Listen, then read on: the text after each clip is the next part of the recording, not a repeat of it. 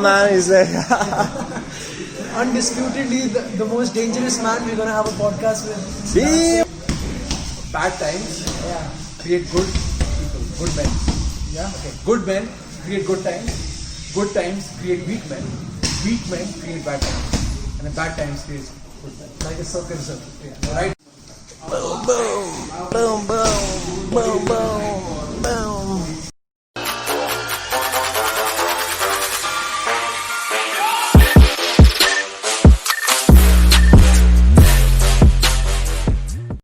You guys just came slightly after, but had you come on time, you would have seen we had about 40 people in training today, and we have about 15 people who have fights coming up in December.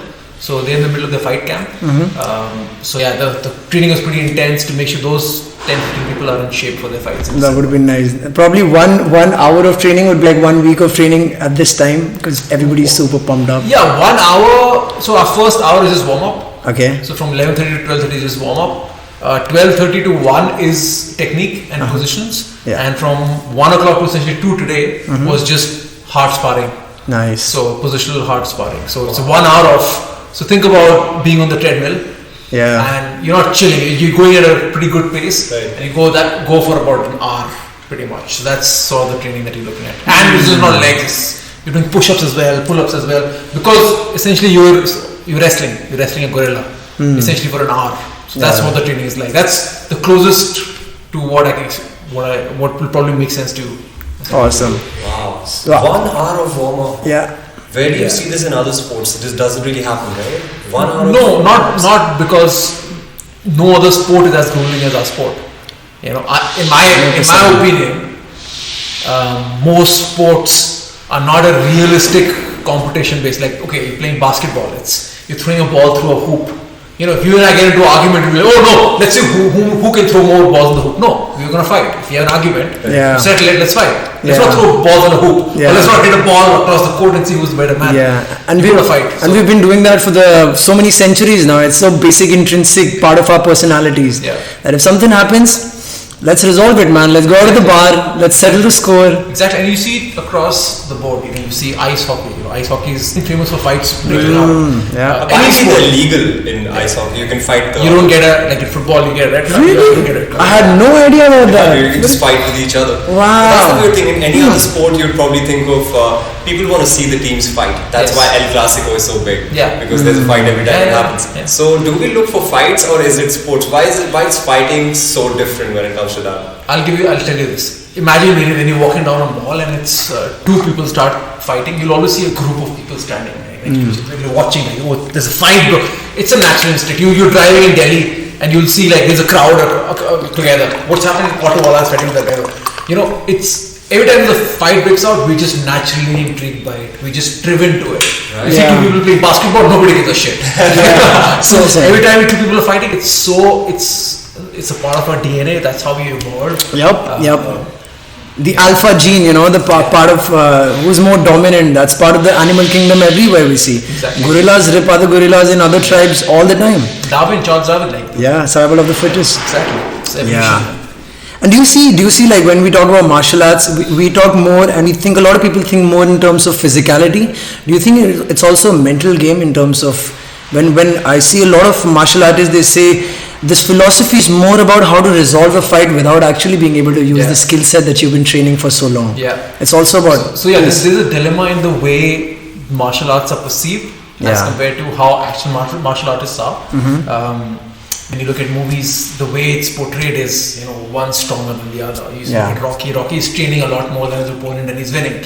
The reality is the intricate nuances of the techniques are so important. If you don't have a good game plan, if you haven't trained the right way, no matter how many push-ups you do, how many burpees you do, you're not winning the fight. It's a lot of technique, and that's what drove me to the sport. I started off as a boxer. I did a lot of boxing. So for me, yes, I did win a lot of fights based on my speed and stamina. But once I got in the ring with a more skilled opponent, he was able to do things not because he was faster or better, because he had better technique. He outmaneuvered in a sense because he has a higher skill set. Yeah. So what are the chances of somebody who's just coming out, he's a young brash kid and just wants to brawl inside without skills? Yeah. There are instances when they win as well, but you're Sometimes, saying There's when always you have the skill, it's much better for you. It's much better. Yeah. I mean, Yeah. anybody can land, a haymaker. You just in a fight, you close your eyes, you just swing one. There's a giant chance it knocks someone out. There's a chance, but it's a very, very, very tiny chance. If the other guy is well trained, if his guard is up, he's got head movement, he knows what's coming. If he closes the distance, if he clinches you, for me to hit you, I need you there. Right. If you are hugging me and your head is buried into my chest, how do I really hit you? You neutralize the opponent. Exactly. You need to figure out what the opponent's main attack is at that point, and you have to figure out how you can counter it. Sure. So it's a lot of technique. You're engaged in fighting, coach. Yeah.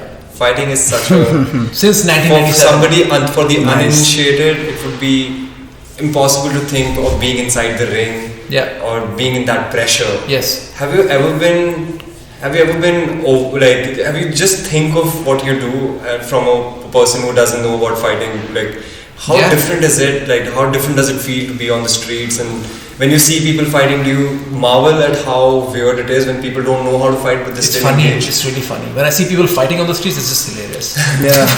You break it down in your head, I'm just like, fuck more. They are just swinging They have left no and clue what right. they're doing. Yeah, no idea. Just swinging in air, just hoping that it lands someplace. And to be honest, in Delhi and most places, people don't even know how to fight. Yeah. So they're just holding onto the collar. Yeah. They'll go and they'll hold your collar like this, and there's no shoulder strain, no hips. So they'll try and punch you like this.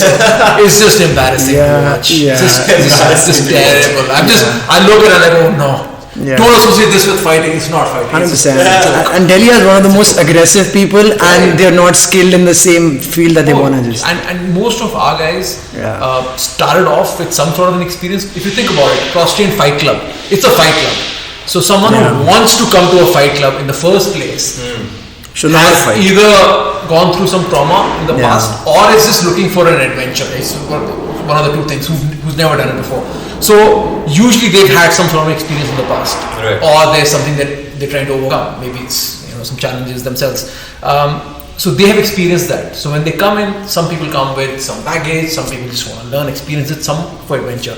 When they come in, they have different expectations, and then when I break it down technically for them, this is what your opponent is trying to do, this is what you have to do, it becomes almost like a system. So you're breaking it down in terms of technique, in terms of leverage. This is what you have to do, this is how your hips should move, this is how your head should be, and all of a sudden they're like, wow, like I never thought about fighting in that sense. Like a common position is the rape position.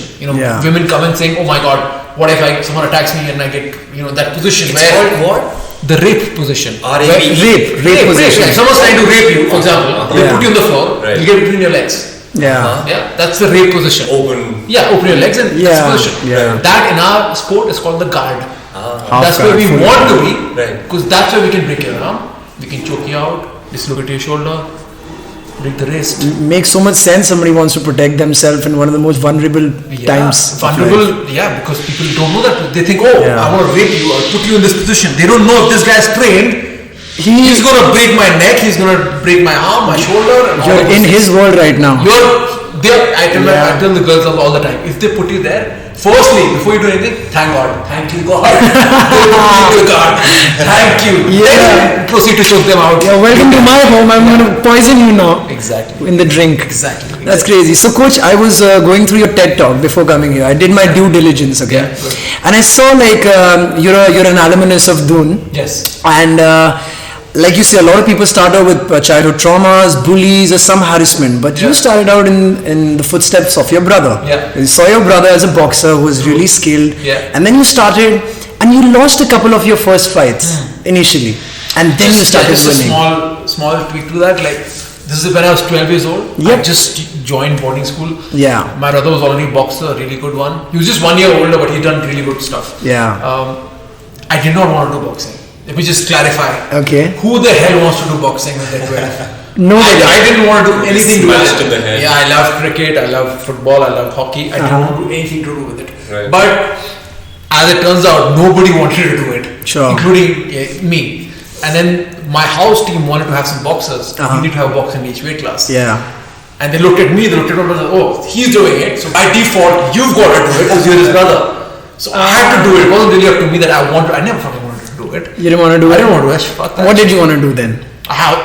During that time, we had athletics going on, we had a couple of other sports. Yeah. So I didn't want to do boxing. It's just a side sport and I didn't want to get punched in the head. And I'm like, I'm happy with my sports. I'm okay with long distance running, I'm okay with high jump, I'm okay with no, you're Shadul's brother. Get it. It just brings me at a perspective that, for example, if you leave it to children to choose your calling in life, they'd want to do so many things like yourself. But when I look at you right now, your calling is martial arts, self-defense and empowering people. Had you not gone through that phase of people telling you that, Siddharth, go for boxing, probably you'd be like... It's crazy because if my brother not done it, I wouldn't be doing this. For sure I wouldn't be doing this. Yeah, there's so much of conditioning in your ecosystem when you're growing up. Exactly. It's like one of those... I hope it's recording. It is. It's one of those inception type moments, like someone plants an idea in your head and then your pathways, you take a certain path. So had my brother not been doing boxing, I wouldn't be doing this. And I tell him all the time, I'm like, if I'm struggling right now, it's because of you. I tell my brother all the time. Oh, that's crazy. And he's a lawyer now, so two different paths. He actually the one he got you into boxing, but then he became a lawyer. He became a lawyer, yeah. Wow, dude. That's crazy. But that is great. You know what? Because you started India's first BJJ school in Delhi. And that is so important because we need to channelize our energies. Yeah. And again, this wasn't going to happen. I wasn't doing this. I had a full-time job in the UK. Sure. So I was there, I was training, I was playing cricket on Saturdays, and Monday to Friday I was doing Muay Thai and I was doing some jiu-jitsu. Yeah. So this also again happened just by chance. None of this would have happened. Like CrossTrain wouldn't have happened. We wouldn't have had so many fighters if I just didn't come back and start this. So you did your bachelor's in economics from DU, and then you did your master's from Scotland University. That's right, and then you became like an international brand manager for a fitness and sports firm. Yeah.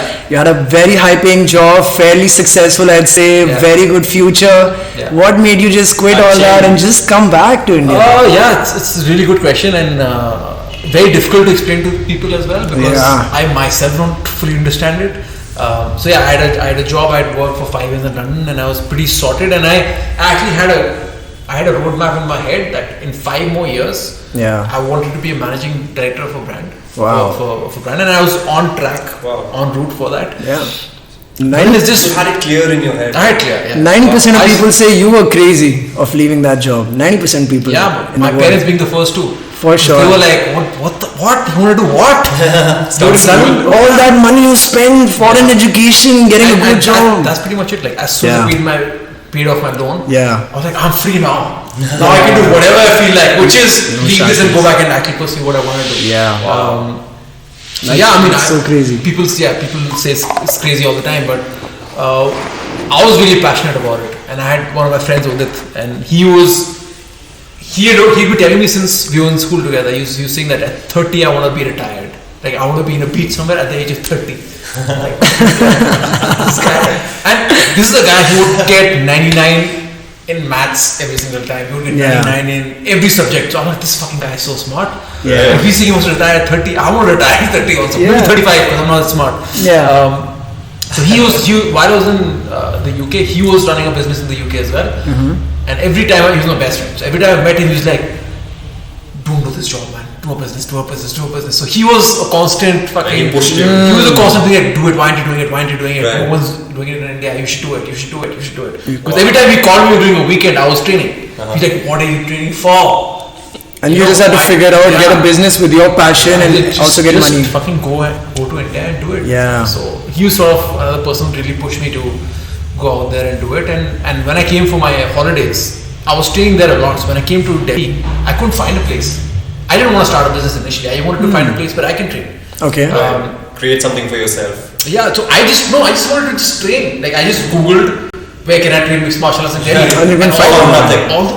All I found were karate guys who were teaching you how to hit the air or punch the tree or hit your head on the wall. Yep. Which was not break, which is already broken. More the Chinese Bruce Lee kind of martial arts. You're but already still calling it MMA. Still call it mixed martial arts. So that is where I thought, okay, you do your Tai Chi and whatever you want to do it. Sure. Just don't call it Jiu-Jitsu. Tai Call Chi. it Muay Thai or whatever it is. You gotta check Tai Chi out, man. It's super funny. Yeah, you can channel your inner self, your inner chi. So without touching the opponent, right? Something like that. You just don't touch.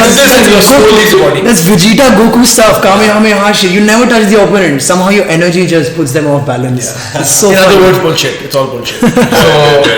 There are some funny videos online of people just doing some woo shit. Like nothing's really happening. Yeah, It's just crazy. The whole thing is scam. So I would come to Delhi and never find a place. So that sort of was the impetus that why don't I do it? We have massive population and a lot of people reached out to me as well. My friends, why don't you start it? If you start it, we'll join. Okay. Just do it. So that's all sort of. So initially you wanted to start Brazilian Jiu-Jitsu because I remember when you were in London, you were also in Muay Thai and also boxing at the same time. So MMA is what I wanted to do. MMA. But BJJ Jiu-Jitsu wasn't my area of expertise at all at the time. I was more into Muay Thai. I was more a striker. I would like to punch and kick and that's what I like more. Yeah. Until obviously once I was exposed to the sport of Jiu-Jitsu, I've realized, man, this is a beautiful sport. And I don't know if you know the story, but it's in my TED talk. Yes, I remember. 15-year-old girl. Yeah. So in my Muay Thai class in North London, they did a seminar. They did a Brazilian Jiu-Jitsu seminar where they called all the fighters in and they said, listen, we're teaching this new thing called Jiu-Jitsu and come and try it. I came a little late and I saw these guys rolling on the floor. I'm like, what the hell is this? Yeah. This is not something I want to do. Yeah. So I was sitting on the side, I was just watching it. Like a lot of people even today, when they come and sit, I understand because I was the guy sitting on the side, I don't want to do this. Yeah. And then there was this one poor girl and she was 15, 16 years old, Iranian girl. She was tiny, she was like 40 kilo and there was nobody to partner with her. So I felt bad for her and the instructor said, do you mind just for today, just partnering up with her? You won't charge anything for you, just go. Yeah. So I went, I started doing it, she was doing whatever she was doing. And then they said, okay, we're going to start sparring a little bit. So just try and control your partner, don't let them move. Okay. So I told her, I'll go light. So she said, yeah, I'll go light. So I went light and I tried to hold her down and she was just constantly moving. She was constantly so mobile, her hips moving. Yeah. And the next thing I knew, I felt like something around my neck and I felt pretty tight and I couldn't move. And I just felt like a darkness take over me. And the next thing I know, I'm looking at the ceiling and I see like these little white dots of light, like stars. I'm like, what happened? So then my instructor was there and he was laughing. He's like, you got choked out. She choked you out in a guillotine choke. I'm like, what? Like, okay, so that roller, I said, okay, we go again. This time I'll go a little harder. She said, yeah, go hard. So the first time she said, yeah, go light. Now she said, go hard. I went in, literally she did a technique called the arm drag. She arm dragged me, took my back, rear naked choke, and this time I felt helpless. Because she's behind me, she's like a backpack. Yeah. My hands can't do anything, and her hand is now gone underneath my neck. She locks in a full rear naked choke. Yeah. And this time I really fought it. Not like first time, I really fought it, and I wake up, I see the dark thing happen. I wake up with stars. So that's when I realized, and I asked her, I got up and I was like, what's your weight? She said, I'm 42. She was 42, I was 72. I was 30 kilos larger. Yeah, almost. And at that point, I'd been doing boxing and Muay Thai for a good 10 years. 10 years. And I see this tiny girl choke me out twice and I was like, okay, so it can go two ways. Sure. It can go, fuck this, I don't want to do this, I'm going home. Yeah. Or it can go like, wow, if she can do this to me, she's 42. What can I do at 72? Yeah. Can I do this to someone who's 30 kilos larger than me? So I can do this to a 102 kilo guy. Yeah. And then the light bulb came on, like, wow. Can you imagine? Yeah, I'll be invincible. That was my introduction to Brazilian Jiu-Jitsu, and then I just fell in love with it. Yeah. Wow. Yeah. But there's also something about Brazilian Jiu-Jitsu being a little structured. You just can't go out there and start punching the girl, right? You can't do that. Yeah, there's a set of rules. You have to abide by the parameters of it, and that's how it is. Yeah, but all sports have rules. Like in boxing, you can't hit below the waist. In Muay Thai, you can't kick someone on the ball. So rules are in place just to make sure we protect each other. But even with Brazilian Jiu-Jitsu, a lot of the times when I'm teaching class is based around, okay, we're rolling because nobody can punch you in the face, but be aware that they might be able to punch you in a real life scenario. Yeah. So constant head control, constant overhook. So don't get too relaxed. Just because he can't hit you, don't train in a way that you're not aware that he might hit you. Yeah. So sometimes, some days we roll with just with an option that somebody just can the do head, it. just touch the head. So Elbows, punches, everything. So sometimes you roll that. Imagine he can punch in there. Yeah. So I was here last year. I did like 2 months, 3 months of and I realized there is a significant amount of confidence that I carry around. Yeah. Just a little bit of coming 4 days a week here. Yeah. And I just realized my strength coming back in, I'm feeling more standing straight. I'm more peaceful. I'm not more aggressive. I'm not inching towards finding a fight on the street. I'm feeling okay. If it happens, it happens. I'm in a better position today. Yeah. And that's exactly what I see when I saw Anshul Jubilee fighting in MFN, and that guy is much bigger, more experienced boxer, but his Brazilian Jiu-Jitsu is off the charts, and he's just controlling that guy. You showed me a video on YouTube. Yeah, and he's just controlling that guy. Vibes to him. He grabs you and mauls you, takes you to the ground. That's a lot of our guys. A lot of our guys are like that now. Anshul, like I was telling you earlier, he's only been training with us for about 2 years now. Yeah. And he came in already as someone who had fought at the amateur level. So he already had like 10 wins fighting amateur. So but when he came to us, he wanted to go pro. So and self-taught. He was all self-taught. He trained in a couple of boxing studios, but never really had a head coach, never really had anyone to put his techniques together and make a game plan for him. Yeah. So when he came in and I made that plan for him, he went 15-0 undefeated in amateur. And then he became a pro fighter, went to Matrix Fight Night with Tiger Shroff. Yeah. And he's undefeated there 3-0. He's won 3 fights back to back, and he's fighting again next month. December. So yeah, it's a lot of our guys, and Yeah. a lot of the limelight goes to the MMA fighters because they're on TV and they're Tiger Shroff. Yeah. But actually, if you look at even our amateurs are winning everything. Amateur fighters, our grapplers, people like Rashid and Tarun, they are 6-time, 7-time national champions. We go abroad, they compete with the best in the world. So even though they don't get the limelight that the MMA guys get, we have a different grappling team altogether, different MMA team, pro team, amateur team, wrestling team. They're all doing well in their respective competitions. And you let them know when they're ready for going pro. You can just figure out where they're fitting in the scene right now. It's very easy to guess. Once you start competing at the amateur level, state level, you start winning, and you're building like a streak of wins. You yourself know, man, you're on track. And then when the right fight comes along, I'll tell them to let's take this fight here, and that's how it sort of works. There's no shortcut. There's no someone comes to me like, so I need to fight pro. Get back in line, fight amateur, win 20 fights, and then Sure. You're not gonna cut the line here, man. And if you want, it's better to. There's a right to pass. It's right to pass. If you wanna go, I won't stop you. Go, get smashed. There's only so much damage a fighter can take as well, right? And it really breaks your confidence, man. If you, I've been in so many tournaments where I've fought people who are way better than me, and I realized, shit. It can really break your confidence massively. There's a reason why it's step by step. Absolutely. So you've got to be gradually improving, and that's why in Jiu-Jitsu we have belts. You have white belt, and then you get blue belt, purple belt, brown. Can somebody skip a belt? You can skip a belt. There have been cases of people skipping belts, but that's also because someone has been training for a long time, just hasn't been graded. You need a black belt to grade you. So for example, you've been training for 10 years. You've been really good, but there's no one who's come and tested you for your belt. So someone would come and say, okay, you're really good, you're purple belt actually. There must be some guy in the forest doing it with some bunch of 5 yin yang people, Like if you have a school and you have somebody who's already trained, they'll probably accredit you, right? Honestly, how it happens, or do you have some outliers coming into the gym? In India, when we started off, we didn't have anyone to grade us, for example. Because Brazilian Jiu-Jitsu is a Brazilian sport. So for the longest time, you had Brazilians who were black belts and they could give belts, and no Brazilians came to India. The Gracies, right? So it's literally on the other side of the world. It's literally, it is, exactly. And like you said, the Gracies, it's one family that sort of has the lineage of giving out belts. So then we had to train anyway. We can't wait for someone to belt us. We have to keep training. So we kept training, and then eventually people came in. They're like, "Oh, you guys are good. Why don't you take a blue belt? Why don't you take you deserve a purple belt? You deserve a." That's sort of how it's gone. They're all black belts who were giving. All black belts, Okay. Only black belts can grade. Wow, it's black belts can grade brown belts. Like a brown belt should be able to give a blue belt. Maybe in some cases purple belt if he has permission of another black belt. Perfect. So coach, it might be like a very novice question, but what are the color grades? White. Okay. Blue. Purple. Brown.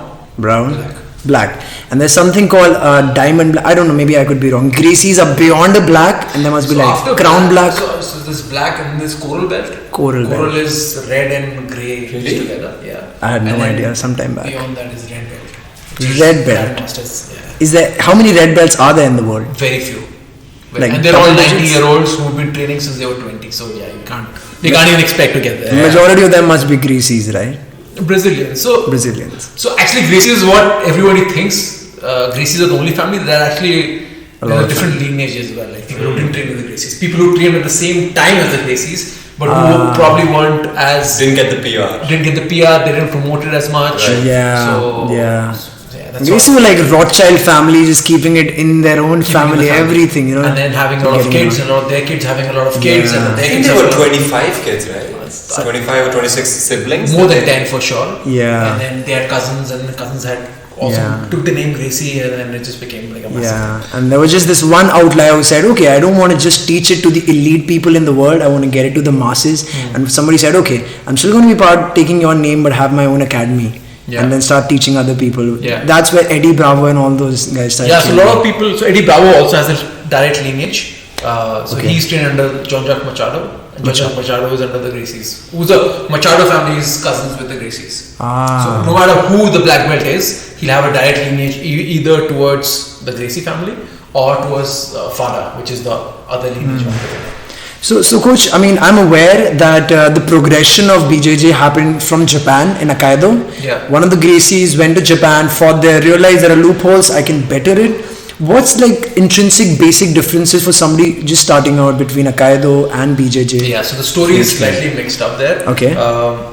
And there's a story which starts from Mahabharata. Yeah. If you want to go that far. If you want to go that far, go back. It's so good. Or we'll talk about just where you are timeline wise. Okay, let's talk about your timeline. So what happened was judo. You're familiar with the sport of judo? Yeah. So judo gave birth to a sport called Japanese Jiu-Jitsu, which is practiced in Japan, with a lot more focus on fighting on the ground. So that Japanese Jiu-Jitsu, there's a guy called Mitsuyo Maeda. He traveled to Brazil, and in Brazil he taught his techniques to the Gracie family because they were hosts. Not just the Gracie family, they showed it to a bunch of Brazilians. Okay. That's sort of the root of where the Japanese Jiu-Jitsu got introduced to the Brazilians. The Brazilians then refined it, focused more on the ground aspect of the fighting, took out the judo aspect from it, the sport aspect, took it more self-defense. Specifically, there was Elio Gracie, who was the youngest of the kids. He was the weakest. He was the thinnest. He couldn't even do a pull-up. Like that was how weak he was. And when the brothers would train, he would sit on the side and watch. And he realized that these techniques are pretty good, judo techniques, but he thought he's not strong enough to do them. So he modified it. And if you look at Japanese Jiu-Jitsu, there is no close guard in Japanese Jiu-Jitsu. This Elio Gracie worked on this guard of close guard, and then he worked techniques from there. So that's sort of how Japanese Jiu-Jitsu came to Brazil. There's a family that learned it, especially Elio Gracie modified it, and that sport then became Brazilian Jiu-Jitsu. That's the sport we practice today. Yeah. And then the versions of it are with a uniform, it's called gi. When you remove the gi, it's called no gi.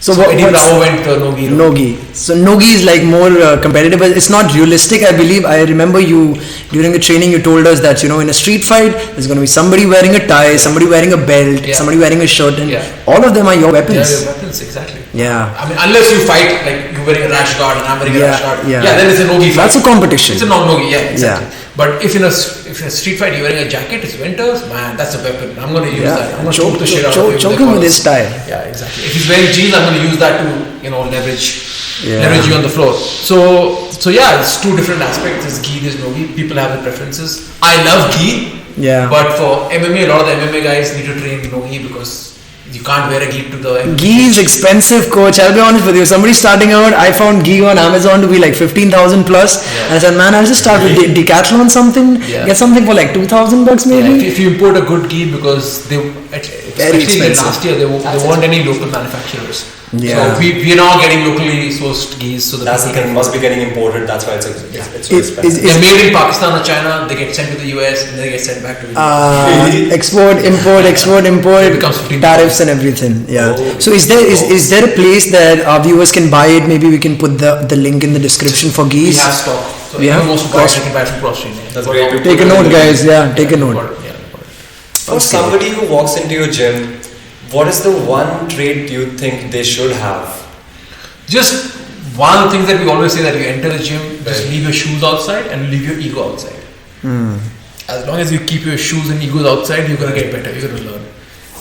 A lot of people come in with, like I said, they'll come in with the ego. Like I'm the strongest guy. Yeah, I'm a big guy. I'm 110. I'm a big guy, lift weights, and I'm a strong guy. Yeah. And they go with a girl, and the girl chokes them out, and that they can't handle it. Right. It's like when I thought, oh wow, I can beat a 102 kilo guy. Yeah. Not everyone thinks like that. A lot of people are like, fuck, this is embarrassing. I got embarrassed. Right. She choked me out. I'm embarrassed. Fuck, I don't want to be here. That Yeah. powerful story that you told us of the 40 kg girl. Yeah. That was so powerful. Yeah. You had the ego death right there. Yeah.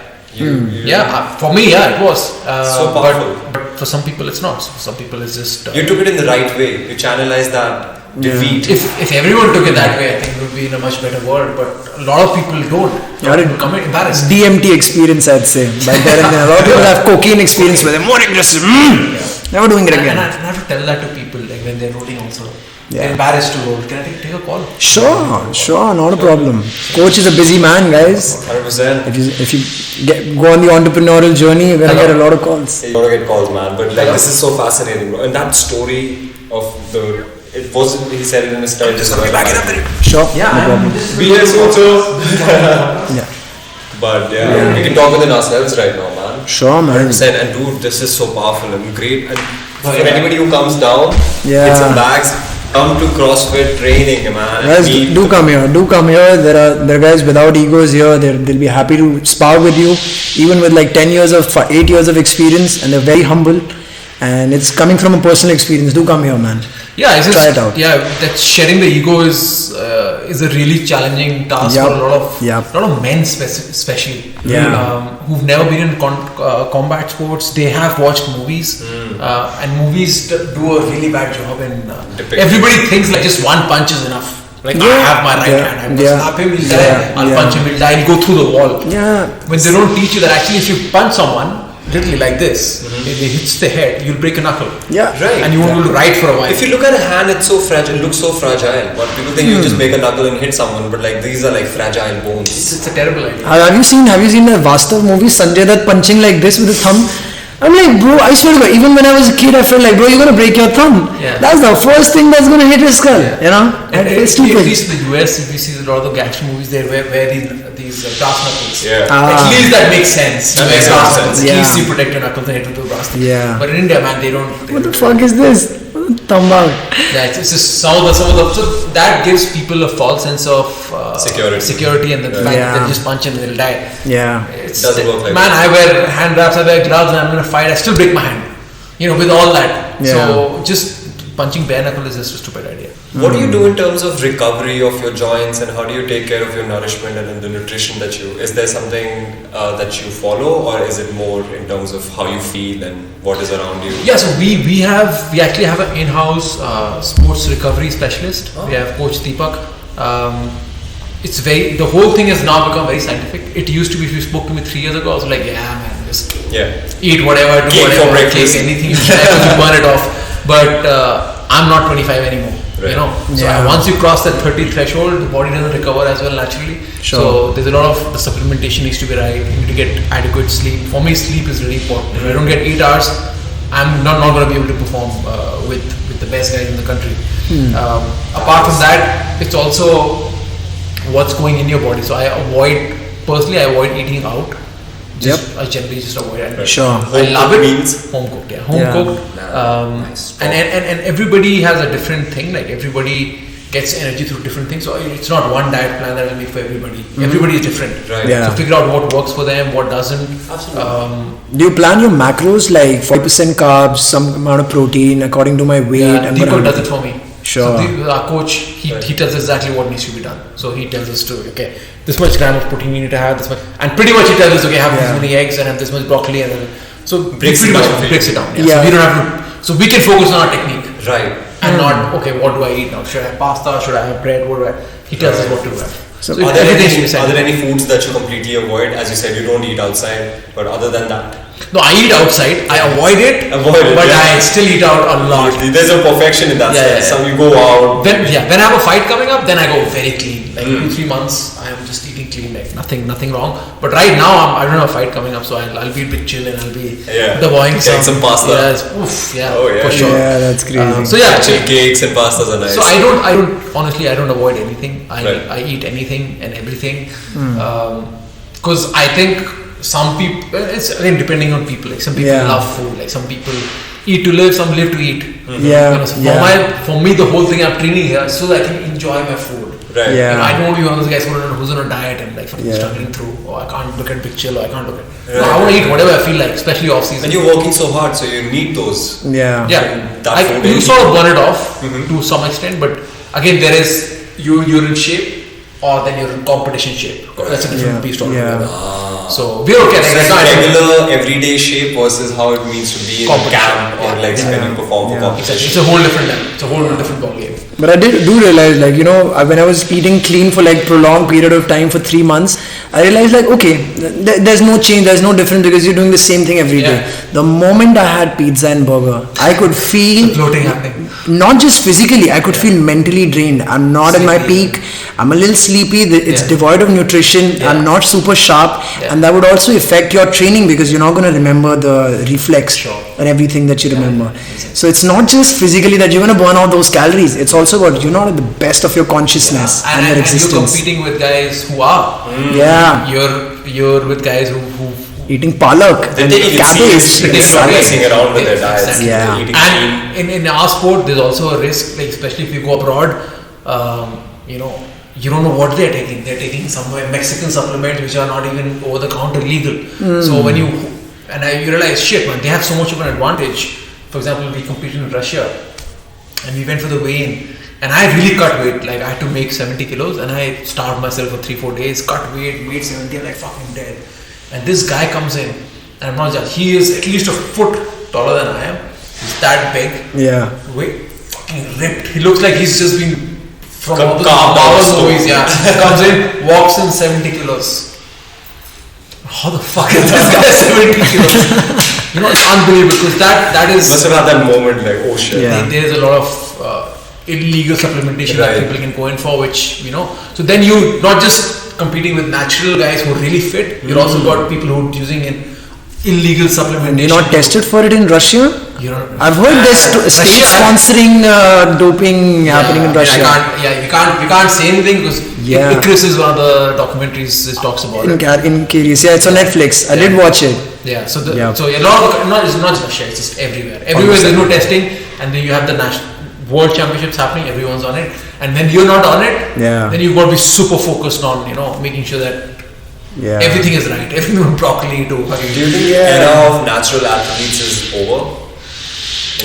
Most situation. So because this is unfair, like when it comes to Indian athletes, you know, we don't have those kind of supplementations going on for ourselves. And I also realized like there are at the international level we have a disadvantage because of this. And exactly, just adding to that point, I also realized there are some supplements that are never tested and they are new. So USADA and all those organizations are just testing you for the limited amount of, you know, things that they know of. There are something else that, you know, the entire chemistry has changed. There's new stuff coming out every day. Every day. So what I tell as a joke to my students, I said, okay, if you want to get really good, like if you want to get really fit, go to USADA, see the stuff that's illegal, just start having that. Just see the stuff they banned. All the there's a lot of protein brands, whey protein lines, which are illegal. Because maybe they found something in it. Some testosterone or something. Fuck, just have that. You don't need to get like other stuff. Just take whatever the proteins, whatever they're banning. Muscle Tech or something. They might have like something in the name of creatine. Again, we can't take a brand's name because we don't know. But sorry guys, just hypothetically, no brand sues us at the inception of our, you know, 5 million. 5 million lawsuit. Okay, these guys have the money. Sorry, mom, I have to go to Nepal. I have to quit everything and run.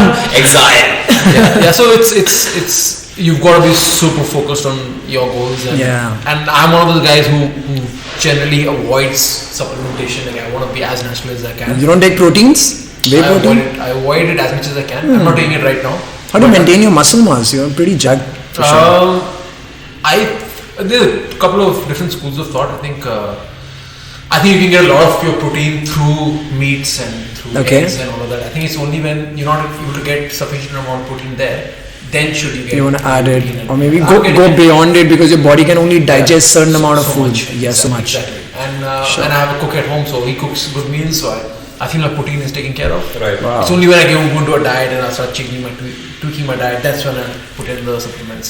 So for you, like for somebody who's in this for a couple of years, what do you think is the best protein source for Delhi, Noida, North Indian people, also India in general? Eggs are pretty cheap. Sure. Eggs are pretty cheap. Basic egg, white eggs? Egg whites. Okay. But the taste. Not the organic stuff, right? Not the brown eggs. No, not really. No, I'm really flexible. It doesn't really make me agree. Some people say you stick to organic. Yeah, but I tried it. It's going to put a hole in your pocket. It's super expensive. They're very expensive. Yeah. So we have to look at what people can afford. Eggs. Sure. Everybody has that eggs at home. Sure. So just for me, if I'm having even a scrambled egg, I just put a couple of yellows in because some nutrition is there as well. A little bit of cholesterol. Yeah. But it's again, I'm not having 10 eggs a day. Like, Yeah. If you go to the gyms, like regular gyms, they'll tell you have like 20 eggs a day. Yeah. I'm not saying do that. Yeah. Sounds like carnage. But that's what they recommend. But that's what I've had my share of 50 eggs a day when I was bodybuilding at the age of 18. I had like 18 inches bicep. Naman has been there since like a decade with me. So I had like this huge bicep, and I'll be honest, I tried some supplements. You know, they had some illegal stuff too, and I had to because I was competing with the Haryana guys. All of those guys. I swear to God, D-ball, Dynaball, Anaball, all more. I had no idea. My trainer, he said, "Okay, take it." I said, "Guru, okay, whatever you say, I'll take it." And had some bad effects, man. It's terrible for you. Terrible. It's disastrous. And same thing happened to me. I never took to that extent, but I was taking a lot of eggs. My trainer literally said, I used to run a lot. Yeah. He's like, why do you run? I said, I like it. No, you won't put on muscle. So stop running. Start having 20 eggs a day. And now I'm like fucking having. I used to love eggs. Now I hate eggs because I'm having eggs. So many. And I'm not running. I'm doing this other stuff. So I started bulking up. I started 85 kilos, and I didn't like myself. So that's sort of why I say it's not for me. I think the fundamental difference between a gym like yours and a gym which is a traditional regular gym is the difference between the functionality and aesthetics. Those gyms focus more on how you look, and here it's more about the skill and learning BJJ and learning how to defend yourself. And for me, the point really came that I was lifting a lot of weight. I was 85 kilos, and I went running with one of my friends, and I used to when I used to do 5k, it used to be like you used to come back 3 minutes later, 4 minutes later. We went running after a couple of years, and I couldn't run. My cardio had gone, and for me, being a sportsman, when you see your cardio go, it's the worst. My whole game was based on cardio. I realized, man, this is not. I don't want to carry this extra weight. It's useless. It's not functional at all. So that's when I got away from.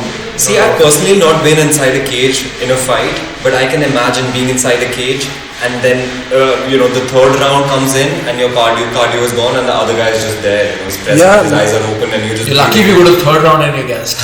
It's usually first round, like 100%. If there's this skewed understanding of how much energy does even shadow boxing take. Like if you do say 100 swings, you're gonna be breathing like there's no oxygen around you. So how do I say? So once you're in competition and once you're in the cage or on the mat, it's like when I compete. The 5 minutes in the cage are the longest 5 minutes. It's like time stops. It's like doing planks. It's like it's worse. Because now planks, someone is also trying to choke you out. It's the longest 5 minutes you can have. And then you have 1 minute rest in the middle where you go back to your corner and your corner tells you. And that's the fastest 1 minute ever. So you go the slowest time ever to the fastest time. That 1 minute, you sit on the stool. Okay, let's go back. No. Have a minute. No, time's gone. 1 minute's done. Right. You go back again for 5 minutes. So the time is just so skewed, when you're competing. It's just so slow when you're fighting and so quick when you want to recover. It's unbelievable. What do they say to you? Breathe. So the corner is essentially is your coach in the corner. So he is studying your fight. So a lot of times when I'm fighting with you, I'm fighting with you at such a close range. I'm not necessarily registering how you're moving or how I'm moving or something I'm doing wrong. my coach, he can see me at a distance, he can figure out my tendencies, and when we sit down, he can tell me about my opponent, what he's doing, what I can do to counter him, and what are some of the pointers that I need to keep in mind. For example, if my hand's constantly coming down, I could substitute to a high kick, so my hand stays up. I could, as a coach, I could tell one of my fighters that, listen, he's not checking his low kicks, throw more leg kicks. Or I could just tell my partner, my student, which I've done, that bro, you got your ass kicked that round.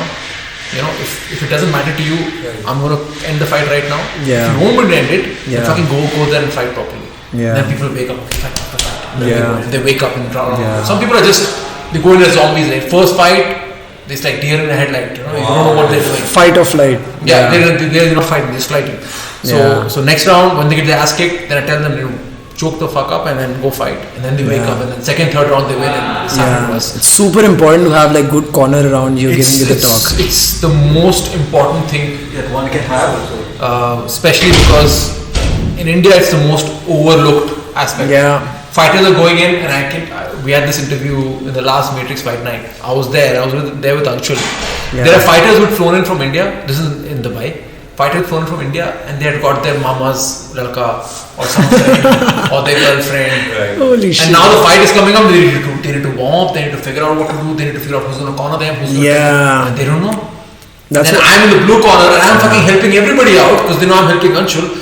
It's like, up, sir, मेरे को भी help कर दो, sir, मेरे को भी help. So now I'm like, that is no. Anshul is my fighter. Sure. I'll corner him. Sure. Once I'm free, I can help you guys out. Almost feel bad for those guys, man. They are Why? They are the ones who are psychology. getting the girlfriends on with them. Yeah, that's Dubai right. instead of a coach. That's exactly what this UFC guy Mike Perry did, right? Yeah. What was he up to, man? He's just putting videos of sparring with his girlfriend. He doesn't have a coach. He didn't want to put money in it. It's He's quite a good fighter. Yeah, he's winning, but I'm sure a he lot could of have it done has much to do with better. the marketing and the PR. Just to get you to talk about him. Had he been competing in the way he was, he won't be talking about For sure. But I'm talking about it in a more stupid sense. I'm not too proud of it. I'm not going to take that. We're still talking about it. Yeah. तरक्की कर रहे हो अगर लोग गलत He, बोल रहे for the last 8 years, he'd been fighting in the UFC. You didn't know who he was. हैं. I don't know. I only know Now he because of his doesn't want nose when it broke like crazy. It looked like But now everyone's talking about it because he's done this. no coach. Yeah, self-motivated guy. I'm so glad that MFN exists. I'm so glad your gym exists. CrossFit training exists. CrossTrain. CrossTrain. Yeah. CrossTrain. CrossFit. CrossFit is the Reebok thing, right? CrossFit is the fitness thing. Exactly, that happened with me so many times. Every time I'd say something, okay, I go to this CrossFit, okay, CrossTrain. Yeah. CrossTrain. So do you get this? Easily confused. Do you get this a lot? A lot. A lot, right? Yeah. A lot. And Must be annoying you a little bit, right? Come on, man. not really. Just so used to it. So these things exist. A young guy listening to us can come to your gym, have a word with you, Yep. leave your shoes outside, leave your ego outside, Yep. and start learning. Yeah, and now you've Do got you think that multiple it's the early? Sorry to interrupt. Do you think it's better for a young person to come in so that they have more years to become a better fighter if they want to do it professionally? Somebody out there looking out for that. Yeah, so we have, and this might surprise a lot of people, but 80% of all the people who come in, they come in for either fitness or self-defense. It's only 20% of the people who want to be actual fighters. People come in. Most people don't want to come in wanting to be a fighter. Right. They come in, they want to get fit, they want to learn self-defense. It's when they start training and they realize that, oh wow, this is fun. I'm good. I'm good and this is fun and this is coming naturally to me. Right. Yeah. Then they start training a lot more. They train twice a week, then they start coming 3 times, 4 times, and then 6 months down the line they're like, coach, what about that tournament you're talking about, that Delhi State Championship? Do you think I'm ready for it? I'm like, yeah, go for it. They go, they get a gold medal. They're like, That's good. coach, what about the national championship you're talking about? Yeah. Like, yeah, let's go Big for it. leagues, bro. They go in and they win national champion. That's sort of how it's team goes. So people coming in, they don't. Nobody. I don't think that too many people who wake up in the morning says, I want to be a fighter today. They want to get fit. They want to learn. They just want to get fit and try something different. Sure. They come in and they're like, wow, this is fun. Yeah. There's no bullshit here. There's no. Just come in, train hard, and you're almost rewarded for the effort you put in. So there's no politics as a lot of sports have it. Like if you're talented, you don't get the opportunities because of blah blah blah. Yeah, Here politics. you're good, boom, go for a tournament. If the entire world sees whether you're good or not, Sure. and then use that to leapfrog. So Yeah. that's sort of why a lot of our team are fighting. So you asked the question: is it good to be young or old when you're coming in? Doesn't really matter because especially with jiu-jitsu, when you compete in good tournaments, they have age brackets. Right. So you could have a belt system and you could have an age system as well. So for example, if you're a 48-year-old blue belt, right, when you go and compete outside, you will also get a 40-year-old blue belt from a different country who will be competing with your weight class with similar experience. So it's a lot of permutation, combination, exact you will match. fight your exact match in jiu-jitsu when you're competing. So it doesn't matter if we have a couple of guys who are over 50 who train with us, and they're doing just well enough. I used to think here when I'm training a lot of time, I think I'm too old. Yeah, like in my 30s, I'm old because a lot of the guys here fighters are 18, 20, 21. I'm too old. Then I go abroad, and I'm the youngest guy in class. All of them are 60, 65 and really good. They're kicking my ass. Sure. So I have some time before I can actually call myself old. So it's just a perception. You can come any age, you'll get really good. Do you see yourself doing this forever till the end? Yeah, hopefully if the body sustains. Me, that's the only thing. And for that, I'm trying to do more stretching and I'm trying to do a lot more rehab. Like I spoke about Coach Deepak, he's a sports recovery guy. So just focusing on that and if I don't train for a week, I'm cranky. I don't like. I don't like myself too. I don't want to eat. This is a mess. For me, it's a lifestyle. It's just so much fun. When I do it, I feel like now I can move on with my life. Sometimes I feel we work out 7 days a week. We're usually eating at home, and it just feels like, man, I'm doing something wrong because I put myself in this lifestyle where I have to work 7 days a week. But then when I came here, I realized you can work out in this little space. Even if I'm in the prison, I can work out, man. I can work out. All I need is my body and the will to just do it. How did you guys find the lockdown when it was 3 months of no gyms? It was one of the best. It was a ball for me. A ball, yeah. Loved it. The parks were empty. I run a lot more than practicing. I haven't practiced BJJ at all. So he has been the first friend of mine who actually told me about it. He's like, man, you can come down to the gym. 3 months, 4 months of training. I did boxing because of my dad's army background. But I just told him 3 months I did, and I'm just like an advocate for it. Everybody should do it, like 3 months. Change in him as well. Like those 3 months, like his mental framework kind of changed. Like the way he talked about fitness and the way he was talking about. Was he watching videos as well on YouTube? Sharing videos all the time. He was super excited. I was reading as well, like more technical, also reading about the philosophy of it, how the body feels. There's an unnatural way to just twist the body, and that's where it snaps. Which is what we were doing downstairs, the wrist lock. People don't think that your wrist moves this way. But beyond this point it doesn't go. Then you create a blockage behind your elbow, push the wrist down and break it. It's funny this way. But I've been running throughout the lockdown, man. I ran about 700 kilometers in 2 months. Oh, nice. So got the cardio going, and then I play football as well. So we started playing football, and that's the great thing about cardio. When you do have the cardio base, you can do anything. You can do so many things. Like I went to the gym. I saw all of these people after the class.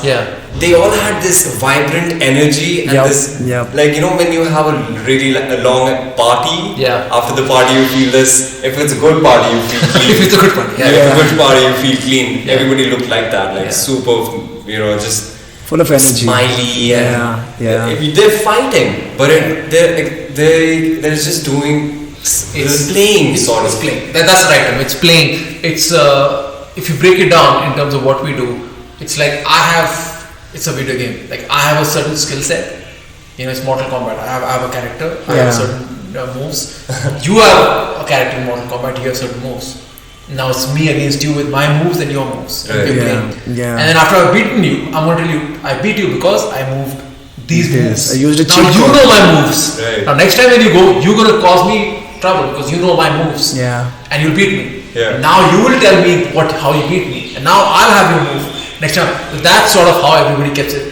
We don't keep stuff to ourselves. We share. I beat you by doing this to you. That is one thing he mentioned, that BJJ is the most open sport. Like nobody is having those tools with them and not sharing it with others. Some people do. Okay. I'm pretty sure. It's gym by gym. It's gym by gym. Not all gyms are very open to it. Like it could be, like CrossTrain is very open. I've always been open with my techniques. But I've been to gyms where I asked something to an instructor, like, can you help me this? And he smiled and he said, private training. Maybe this much, PT. I'll show you. So a lot of, because again, if you think about it, that's sort of their only way of making money also. Their techniques is what you want to learn. And he should value it. So he charges you for it and then he teaches you this techniques for that price. So it's a great thing. It's not a. But you believe it's going to come back in one way or another? I feel the fact that we have 45 people in the gym, out of which 35 are national champions, is because we're free with giving out technique. And it doesn't always work in the sense that I've had people who have taught a lot of stuff, they've become very good, they've left us. They've left, gone somewhere else, to start something on their own, and shit happens. I can't. But for me, the reason of doing CrossTrain wasn't for me to become a millionaire.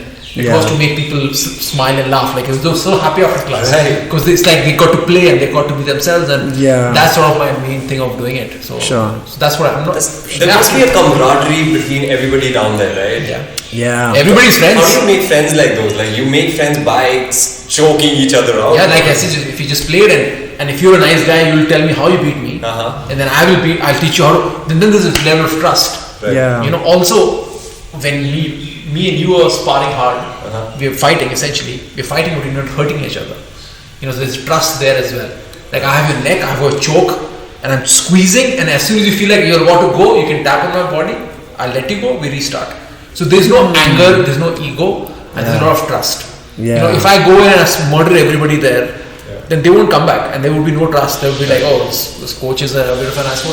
There has to be that beautiful balance of not finding it too tough and not finding it too easy. A lot of the times I would roll with people based on what their level is. I don't want to go, if I go with Anshul, there's a fight coming up, and I go with Krish, who's a 13-year-old with the same intensity, he's not going to come back. You know, I've got to then channel my energy into, okay, this is what his level is, I've got to sort of keep my level, so he gets training. So right now we have the camp going on, so I'm not getting much training at all. For me right now, I'm coach right now, so I want to make sure everybody gets training, which is good for them, for their competition. Not so much. But when my competition comes, I'm going to make sure that all of them are giving me training as well. So it's and they will want to, because they know that when it was their time, I helped them out. So then it's not, I can't force them, but they will give it back, because they appreciate the fact that, you know, it's there. So from that, coach, it brings me to a question, like I mentioned, I'm going to talk about it. Competing and coaching. So here you're the one coaching them, you're the guru, but there's here Sid also going to Russia. There's a chance that you might lose. There's a chance that, you know, you come back and you say, okay, your coach who's been teaching you lost. Is there some kind of feeling, emotional baggage you feel about it, or how do you deal with that, something like that? The two things there. There's one, the balance, striking the balance between coaching and competing. So I used to really struggle with it, because I would be cornering my guy, and then I was supposed to fight on the next mat. It's like, fuck, what do I do? And if I'm not able to coach my guys, I'm just a miserable mess. Like, I can't fight if I can't. If I'm coaching, I want to be coaching. I don't want to be fucking thinking about my fight. If I'm thinking about my fight, I'm not doing a good job as a coach. So now, one of the things I've tried to do is, if my students are competing, I'm not competing in that tournament. Or if I'm competing, then my students are not competing in that tournament. So I can be 100% focused on myself. And I'll give you an example.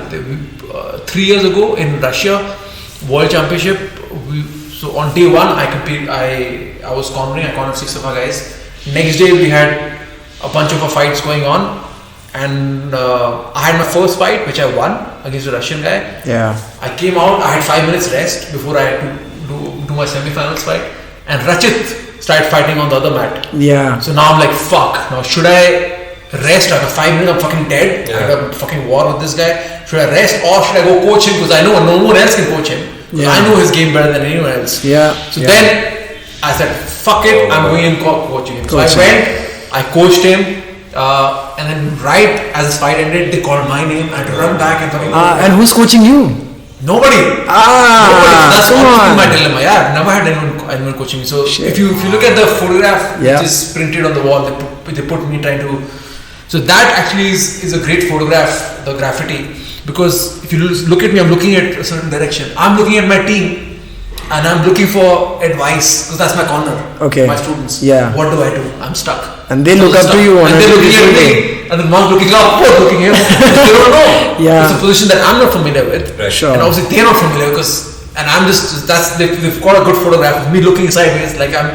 And I need my corner here. Come on. I'm looking at my corner, asking for like, fuck. And I've had that. The Tony Ferguson. He doesn't have a coach, dude. How do you tell that guy to do something? Because you have all the information. Everybody looks up to you. You need to have a head coach. That's why I like being there for my team, because I know the gap that's there for me. Because when I look, there's nobody there to coach me. And they only know the stuff that I've taught them. So they can't teach me anything else because everything they know has come from me. Right. So I struggle with that a lot. But then again, that's. But I can really understand, like, since you're coaching all these warriors and winning national championships, and that's the question I asked before the cameras were rolling. Yeah. Who coaches the coach? Yeah.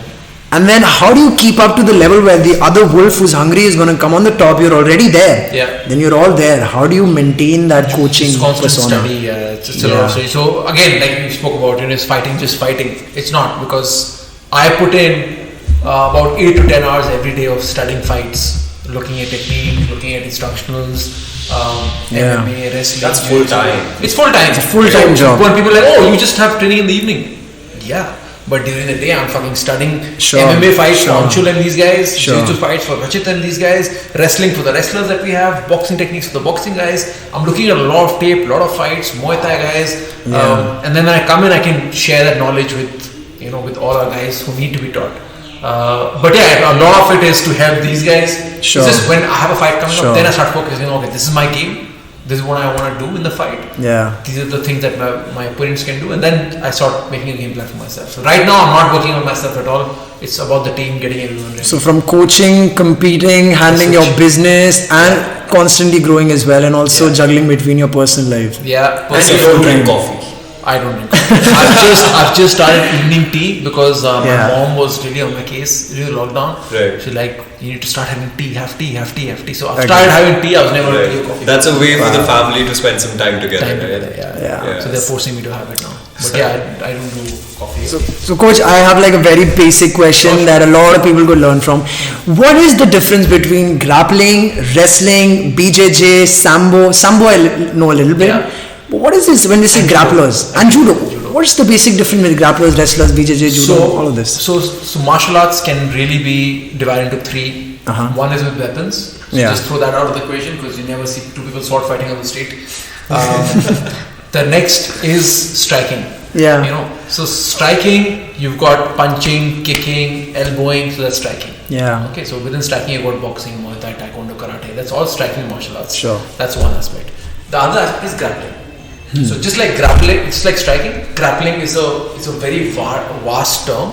It incorporates all the different styles which comprise of grappling. So judo, so all the martial arts which don't involve punching and kicking, but they involve controlling someone's body. Thrashing, pushing. Exactly. Yeah. So judo, wrestling, jiu-jitsu, all the sports which are technical and leverage based, they are grappling. So there's no punching and kicking involved. So Sambo, elements of this is Sambo and this is combat Sambo. In combat Sambo you can punch and kick. That's why it's called combat Sambo and not regular Sambo. Yeah. That's the one Khabib does. Back in the day. Yes, you're right. Yeah. And with grappling you've also got joint locks, you've got chokes, strangles, and pinning the person to the ground. So for example, our wrestling, kushti, the goal is to pin your opponent's shoulders to the floor. Judo is the same thing, but judo you wear a uniform, in wrestling you don't. Jiu-jitsu, there's no issue with pinning someone's shoulders because they want to be pinned on the floor. Jiu-jitsu guys. That's where you have the control. Control, yeah. So where wrestling and judo end, jiu-jitsu starts. So wrestling, you pin his shoulders, you won, done, I won. Right. Jiu-jitsu, you pin him to the shoulders, then he starts. Okay, now we start. Half guard, full guard, okay. Yeah, all of those things. So where wrestling and judo end, jiu-jitsu starts. And jiu-jitsu is about breaking the arms and shoulders and joint manipulation and stuff. Sure.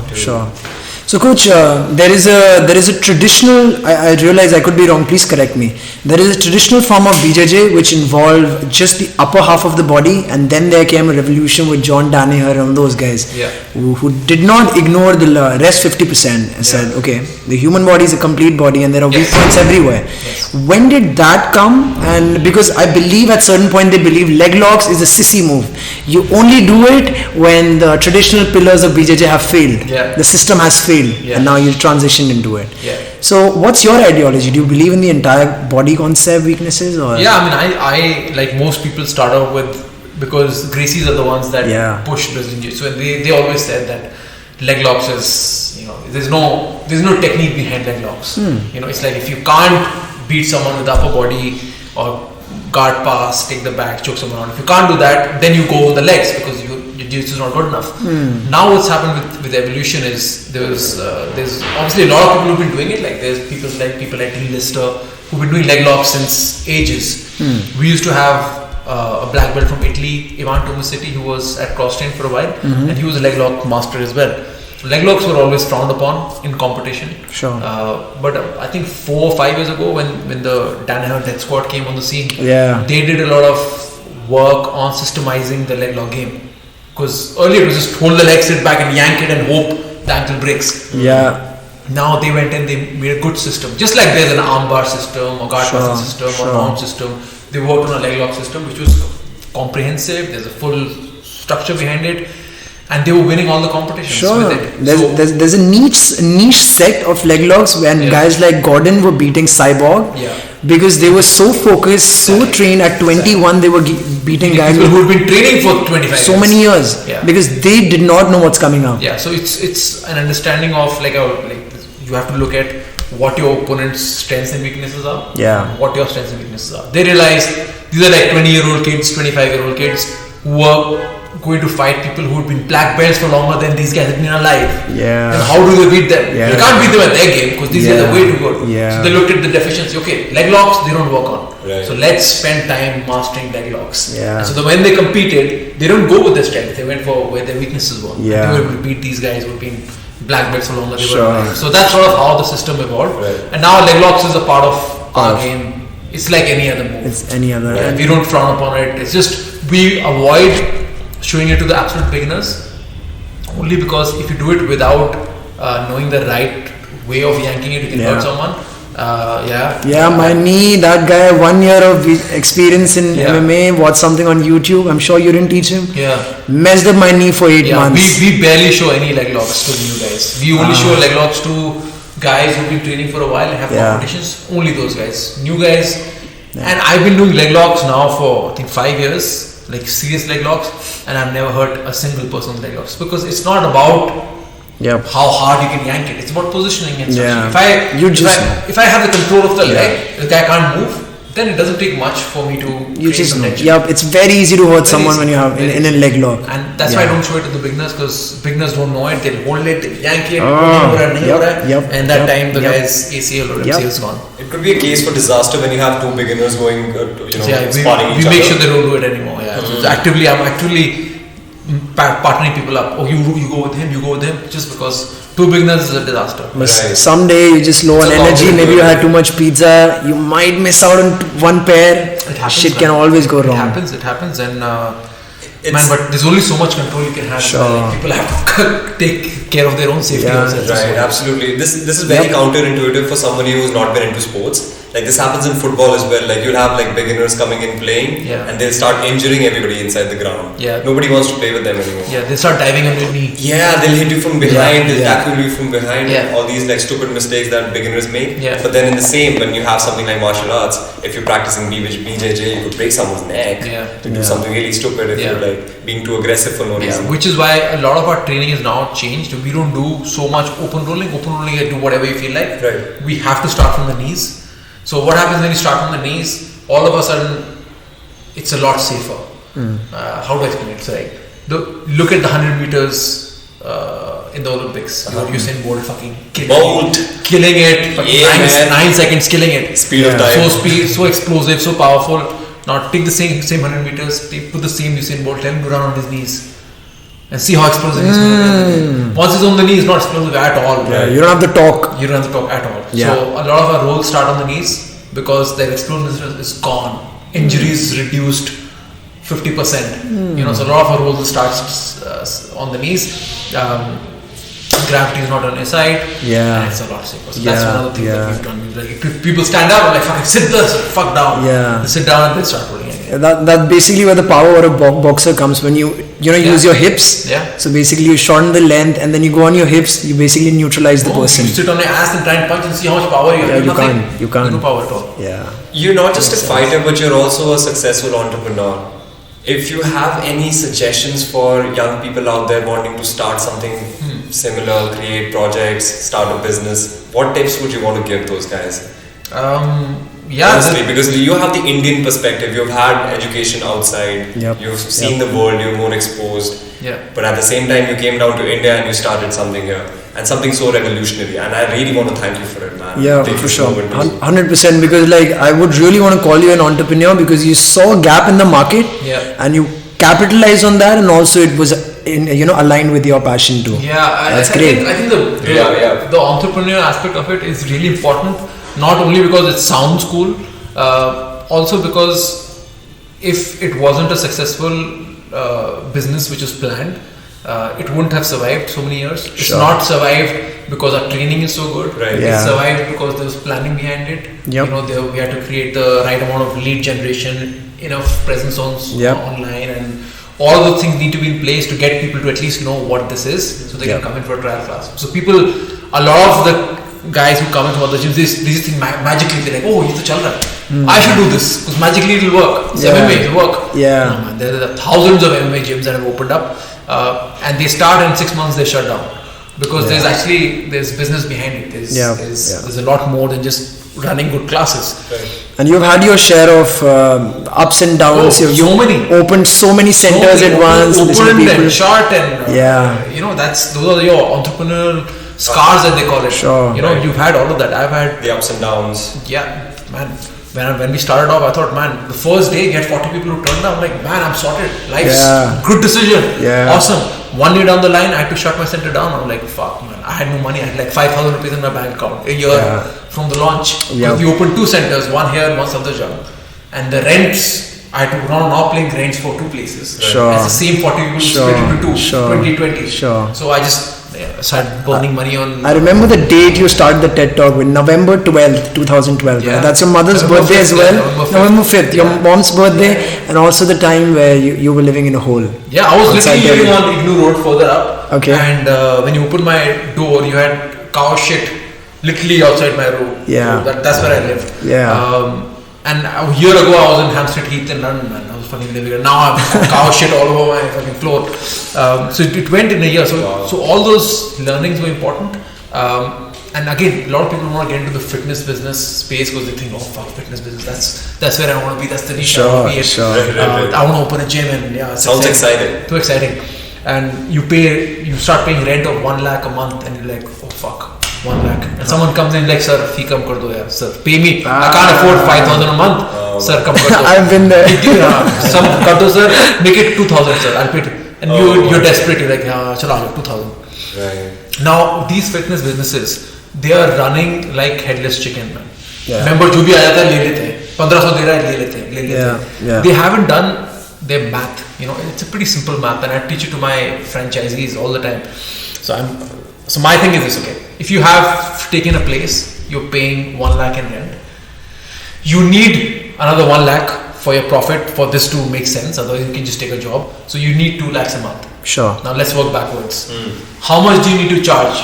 People don't know how much to charge. 2,000, 3,000, 1,500. You look at the gym next door. Oh, he's charging 2,000. I'll charge 2,000. I'll charge 1,900 because then all those guys will come here. The marketplace. You're getting each other, and you're going into a shithole where. Now you're charging, quality goes down, and so does the price. Exactly. Something which should have been 5,000 minimum, you're charging 2,000 because that's what people are paying you. And now you've not done your math. Your space can only take 40 people. But you've put your prices 2,000. Now 2,000 divided by 1 lakh is how much? 50. For you to make money, 2 lakhs, you need 100 members. Space is only 40. You're charging 2,000. So people haven't done the due diligence of understanding what the business should be and how much space you can utilize. That's the biggest thing I see. People coming in and my franchisees, sir, we should charge this much because people can't pay. If people can't pay, then what the fuck are you doing here? Like, do something else. Sell pakoda or something. You're in the wrong market, man. In the wrong market because you look at your space, you look at how many classes can you run, how many people can you accommodate, how much can you charge. That's when you know how much money you can make. You can't start a business thinking it's going to do well. No. You need to have maths behind it. But just by the nature of what it is. You need to figure out how much money you want to make and then work backwards. If I want to make, say, I'll just do the math for you guys. Let's take CrossTrain for example. I want to make 2 lakhs. Okay. 1 lakh. I want to make for my rent and 1 lakh profit I want to make. Okay, let's assume there are no trainer costs. I take all the classes. Okay, so 2 lakhs. If I'm charging them 5,000, I know how much I need to make. It's nothing is complicated. 2 lakhs divided by per membership 5,000. So I need 40 members. Right. Now I need 40 members. January 1st comes in. Now I need to start. I'm on a fucking target. Yeah. I need 40 members. Right. I need 40 members paying me 5,000. That's it. I have no other goal. Right. I So can you teach sell them. it for yourself. I can teach the best classes in the world, but I need to convert. And what is 40 members? It's about 2 members a day. Let's take 1.5 member a day. If on any day I've not closed a member, I'm behind. I need to pick my game up. Okay, and for one person to sign up, I need to get at least 5 people calling me on the phone, inquiring about trial classes. Right. Yeah. I need to get at least 3 people in for the trial class. Sure. So this is how it trickles down. That's how you run a successful business, and not Bhagwan bharose chal raha hai bhai, let's see, hopefully people will come. And you can't always expect repeat business. Those guys to renew their subscription. 3 months, I learned something, I'm going to quit. It's easier. It's always easier to renew the guys because you already have them. You have access to them. Yeah. And you can help them out, and it's much easier than getting a new guy. But if you only have 10 people, if they renew, you still need 30 more people. Right. Yeah. So you need to constantly get new people in. Yeah. So when you were training last to now, you must have seen a lot of new faces. For sure. If they didn't come in, we would be out of business. Yep. So we have to constantly get new people in, and I always have a math behind it. I always know how many people are coming in, how many people are staying, how many people are renewing, when's the renewal date. Yeah. If I don't have an idea, if I'm just focused on best training, I'm going to be doomed. That's why we've survived 8 years, 10 years, and not because... Yeah, coach, like looking at the current times, I want to really ask you, with every other gym, there are people who can work out with the COVID scene differently. Here, there is a lot of physical contact at a close proximity. And there are 40 of them there. And there are 40 of them, and there's only one Sardarji I looked at who was wearing a mask. We came without masks. Sardarji is a doctor who's selling mouthpieces. He wasn't a member. So Sardarji is a gum shield expert. So he comes in and makes customized gum shields for people. Okay. So that's why he's wearing a mask. He's not a member. Okay. But again, the whole idea is about trust. It's about trust and about knowing people. But so today was a bit of a weird scene because it was a group class. So what we've also done apart from group classes, which are going on, and people are aware that there's a risk with COVID. They're aware of it, but they trust each other, so they're doing that. We've also made half the gym into a social distance gym, which you didn't see today because we didn't do it today. From Monday to Friday, from 5 p.m. to 9 p.m. you can come in, and half of a gym is being blocked off, and that's 100% socially distant. Okay. From 5 p.m. to 9 p.m. Monday to Friday, come anytime. There'll be a coach there. He'll take you through a personalized 30-minute workout. Nice. And you don't have to touch anyone, be with anyone. You'll get a spot on the gym. And you'll get your full 30-minute workout. Come anytime, do your workout, and fuck off. So that's something that we've done as well. But it must be tough in terms of like the business operations, the government not allowing, the lockdown there, you can't open a gym. But what do you do about it, man? You can shut shop and you can cry about it. You can talk about, it's Modi, or it's Rahul Gandhi, or it's Congress, it's BJP. Or you can figure out that lesson, to be honest, it's you. Let's have Zoom classes, online classes, whatever it takes. It's how bad do you want it, man? That's the reality. How bad do you want to survive? If you're doing it for the heck of it, let's see how it goes. You're going to shut shop at whenever you feel like. But if there's no fire underneath your ass, you're not going to do anything about it. Just gives you perspective that you need to have that buffer for contingencies and pandemic. Have to. We moved to a new place when lockdown hit. We moved from Safdarjung. We moved here in the lockdown. And people said, oh fuck, CrossTrain shutting down, it's shut, it's done, the chapter is ended. This is bigger than Safdarjung. We fucking moved to a bigger place with better equipment, with a larger setup, more people. So it's a term I was telling my team all through lockdown. He said we'll fail, but we'll fail upwards. We'll fail, but we'll fail upwards. So we failed upwards. We moved to a bigger center, more members, better training, everything moved upwards. So it's how bad you want it. So all through lockdown, I was constantly looking at properties. I was constantly talking to people. I was trying to look at, because everyone is suffering. Everyone's business is suffering. How I can get collaborations, how I can join people. So an entrepreneur is not someone who's just running a business, but he's also someone who's looking for opportunities. He's solving problems, exactly. Creating synergies, and that's how we found this place. Moved to a bigger place. These mats, like if you won't see these mats anywhere in India. I think that's the first thing no one was I made my own mats. Really? All of them? All of them are made by me. Yeah. Wow. What is there in the material of it? Can't tell you. It's a secret. The KFC CFC secret. Put you in a chokehold. Yeah. So if you see the old mats, the puzzle mats, they're on the side. Yeah. They're stacked up on the side. The issue with them was someone's toe would get stuck, or sometimes sweat would seep through the puzzle mat. So I wanted to create mats where nothing gets stuck anywhere. It's easy to clean. Nobody gets injured. It's very cushioned. So I did about 4 months of R&D all through the lockdown. I've literally, when I say made the mats, I found all the raw materials. Yeah. Everything from the cover to all the stuff that went underneath it, even the glue, like what glue used to be poured, everything had to be done. I mean, it just makes you realize, man, there are so many loopholes and tweaks that you could have done, but in a normal scenario you wouldn't have. So rather than crying about it, you tweaked on them, and the thing when things opened up. That was 3-4 months I needed those 3-4 months. And that's the time when we just finished Reignite Fitness Fest. And I was burnt out. I was burnt to the extent that I wanted a month off anyway. So when lockdown hit, I was like, wow, this is the time I wanted. That's when I started working on the new center. Working on the mats, our training, our curriculum, all those things I worked on. So talking about Reignite, I was like, when I spoke to Anu as well, we wanted to get you in, my organization, give self-defense classes. Somehow the HR, couldn't get the approval from the management. Past is past. But I saw that you wearing the Reignite, clothes. And how did that happen? It's one of the biggest fitness fest in India, right? It was the biggest fitness fest. Biggest. The way it happened was, I wanted to organize a really good big jiu-jitsu tournament. That's how I started. Now I could call it Siddharth Singh Championship. Nobody would give a shit. They would come go on my name, but it won't be. Sure. So I needed to get an international brand name associated with us. So ADCC is the world's largest submission grappling. ADCC, Abu Dhabi Combat Club. So now it took me about 4 years to get in touch with them, just to get them to reply to my email. Like I spammed them, like, please get in touch. So they said, okay, we are going to be in Taiwan. This is a couple of years. We're going to be in Taiwan. If you want to meet us, come and meet us in Taiwan. Fuck, okay. Now I go to Taiwan. They're there for You flew to Taiwan? I flew to Taiwan and there was a tournament going on. So then I asked the guy, I said, okay, there's a tournament happening. Can I take part in it? I said, yeah. We've never had an Indian competitor. Why don't you try? Fine, I'll take part. So I was lucky because I won my weight class. And then I won the absolute division as well. So I won my weight class, and then I won a weight class where every weight class was there as well. Damn. So I won that one as well. Master of the masters. They let you compete So every weight How does that happen? Absolute division. In jiu-jitsu you can do your weight class and absolute division as well. That's what the Gracies did in the UFC initially, right? Fighting with anybody like 50 pounds heavier.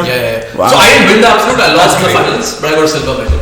I lost to this big fucking gorilla. Come on. That was also my question. Like, does weight matter in BJJ as well?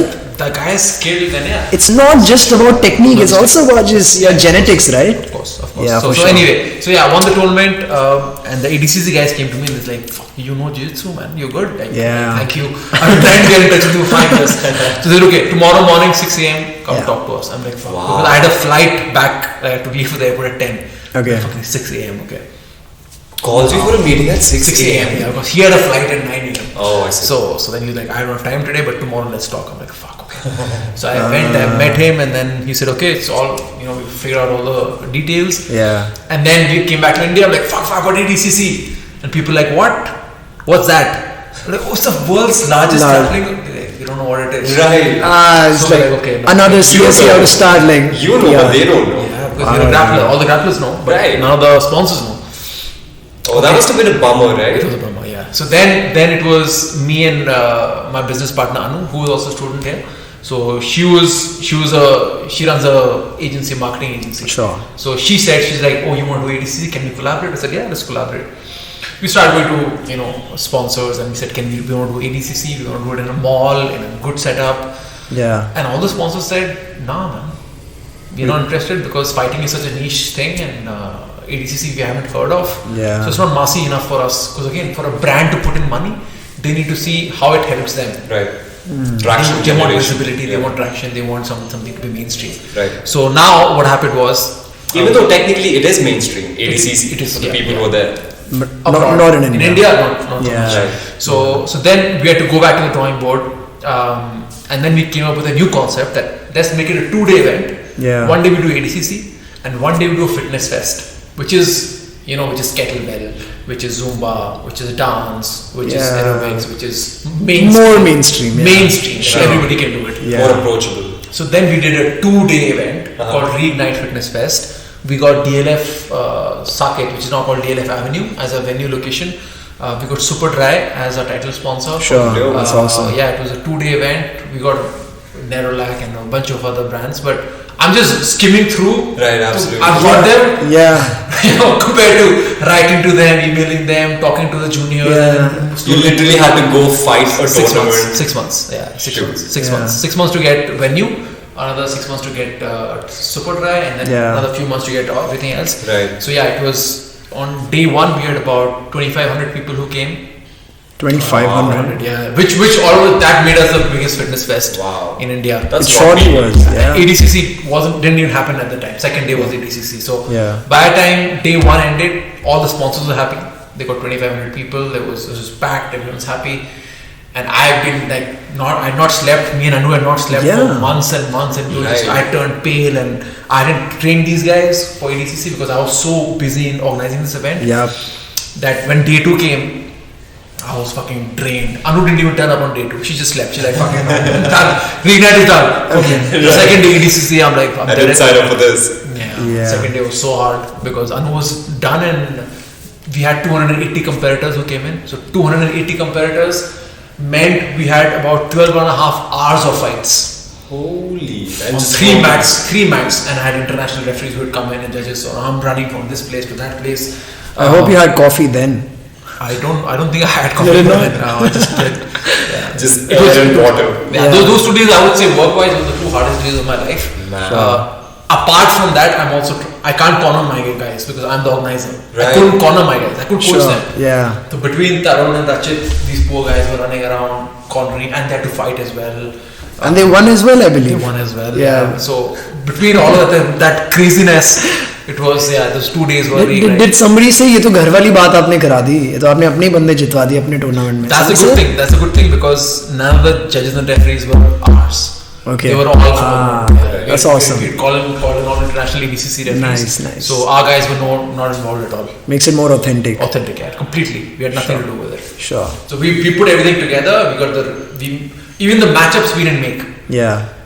We used a software which did automatic matchups. Yep. So everything was, and nobody in India had ever seen an event like that. Exactly, that's what I was going to ask. Did you have any precedent before doing anything like that, or was it just like you're creating a lot of the things that we've been doing, nobody has done before us. That must be a challenge as an entrepreneur, right? Because sometimes you can just look at something that has already happened, like a template of sorts. Cut, copy, paste it. Yeah. Yes, and that works most of the time. That it works. does help, but when you're creating something completely new out of the block and people don't know about it, you have. And you've done that 2 times with one with CFC. And the so biggest inspirational coming from you. Yeah, but I honestly, for me, CrossTrain is my passion. Like I love CrossTrain, I love training, and I love students. Organizing that event, organizing ADCC was okay. It's an ADCC event. It's grounding, and I love it, and let's do it. Yeah. Doing the fitness fest, I was like, okay, now I've got to promote Zumba and kettlebell, and which is not really my forte. And I frown upon those things, to be honest. If I can be honest, I frown upon even kettlebells, for sure. Dance and all that. Kettlebells, do you? Kettlebell, it's out of all the things that happened, kettlebell was my input. I said at least do kettlebell, at least some option that I'll be interested in. At least something I'll be interested in. Yeah, but I don't understand why are kettlebells so expensive. I went out to buy 4,000 rupees 8 kilos. I'll get a dumbbell, dude. At least you guys are calling it kettlebell, man. When I had my sales team, they were marketing and they're calling people. All the people were like, what is this kettleball? What is kettleball that you're promoting? What's a kettleball? चाय बनती है kettleball. नहीं kettleball नहीं करना है. Kettleball. We'll do dance. चाय थोड़ी पियेंगे एक्सरसाइज के time. How many times I had to face like this? Yes, it was. Yeah, but again, it's educating. Educating. It's an education gap. A lot of people sat out the kettlebell session. They just wanted to see ये है क्या, and they joined in afterward for the yoga or whatever happened. Yeah, you gotta do that thing as well to market it the right way as well. It has to be. Sure. Otherwise, sponsors don't want to come on board. If I did an event in a school auditorium, which brand will come? Which brand? They might come and they might say, okay, we'll be your biscuit partner. Partner will give you biscuits, give it to your participant. They will, but they're not going to give you money. Right. Sure. How does that process go? Like when you go to a brand and you want their money, what do? You have to show them value. You can create a presentation on PPT or like you talk to their marketing manager. Everything. Did you make the presentations too? Everything. Going back to the life job, corporate experience. Every aspiring entrepreneur or just a regular entrepreneur watching this, they should like listen to this really carefully. So the process is pretty simple. Because people just start to think like we'll create an event and we'll take some money from a brand, but you actually have to go there and pitch it. You have to go, you talk to the marketing director or marketing manager, whoever it is, pitch them the concept. Only if they see any value to it. And listen, it's not so easy to get money out of brands. You might get, like I said, biscuit partner who will give you free biscuits. He'll give you Parle-G, 20 packets. Product placement. But for a brand to part money with their, with their money, it has to be something really big. Sure. So, like I said, it took us 6 months. A lot of brands, and again, I'm talking about one successful partner in Superdry, and about 10 other brands which also gave us money. But about 500 brands which said no to us, either at the early stage or at the final meeting. So Superdry was not going to be a title sponsor, there was a different brand. And right at the last moment, they backed out. For whatever reason, they said, blah, blah, blah, can't do it. Top management. Like, fuck. We got cold feet. For whatever reason, Sometimes brands have head offices abroad. And the brand internationally is not seen associated with the sport. So they might veto it right at that stage. But they're like, oh, it's a great concept, but we as a global entity, we're not associated with fighting sports. So you've done the hard work, you've met the marketing managers, you've done everything. And then someone else who's not related vetoes it. That's the thing, right? Like when they say, when you look at an entrepreneur's life, you look at the top. But everyone's saying, oh, biggest fitness fest. Right. Yeah, but did you see the hard work that fucking went behind it? Half a year, man. 500 failures, 500 so many failures. And just for a manager to give you a meeting, that's a win by itself. Sure. Like that in your book should be, fuck, at least I'm getting a meeting. Right. And we're used to, man. With the combat sports, we're used to getting tapped and choked. So we know what failure is like, so we're used to it. Just keep on, okay, next one. Next partner, next brand, keep trying and eventually you get there. Wow. I have one question to ask you. As someone who practices yoga himself, do you have any aspect of yoga coming into your training? Do you practice pranayama or do you do any sort of joint mobility exercises? I personally don't. I'm infamous for how averse to yoga I am and how inflexible I am. But it's something that I need to start working on, for sure. My girlfriend is massively into yoga, so she's always pushing me to do more yoga. Deepak sir, who's our guy, he's constantly pushing me to do more yoga and do more stretching. But I have a bunch of guys who are massively into Sadhguru. So they go to Sadhguru. Rachit, yes. A lot of guys keep sending me those. Whatever Sadhguru teaches them in terms of yoga and breathing, you see them downstairs, they're stretching all day, they're doing like this and that, all the asanas. So I look at them, I'm like, that's good. What about meditation and incorporating that level of calmness and focus? So again, I don't know too much meditation. Don't really get too much time, to be honest. But what I've been doing is a lot of breathing. So Wim Hof breathing is what I do it every day. So since 4 years, all winter is just taking cold showers. Cold shower. Exactly. So right now inside we're gonna have cold shower. There's no geyser here. That's shower awesome. with cold water. It's so nice. So I'm doing just a couple of things. The Wim Hof, it's really good for the adrenaline gland. Really good. I have one of my family friends, Phoenix. He lives in the UK. He lives in Bath. So what he did was, he was from Doon as well. So he took his kids when they were young. So he would never give them hot water. They were always taking shower, cold water. He would let them swim in ice water. They would let them. So the kids have now grown up into just beasts. They're all savages. All three are savages. Because he, as children, he never coddled them, never cuddled them. He gave them love. For sure. But ice water. No physical comfort. So one of his kids, Tommy, was standing on both feet in 4 months. What does that mean, sorry? So usually it takes a child 1 year, 1.5. Holy shit. Wow, dude. You make superhuman out of just temperature change. Those kids. The kid is eating steaks and being thrown into cold water. That's what's happening. The kid, all three of them, 3 kids are monsters. Jiu-jitsu, They can do back somersaults, land on one foot, and then do it forward. They're unbelievable. Ah, man. Next time when they're here, I'll connect you to. For sure. You need to get them.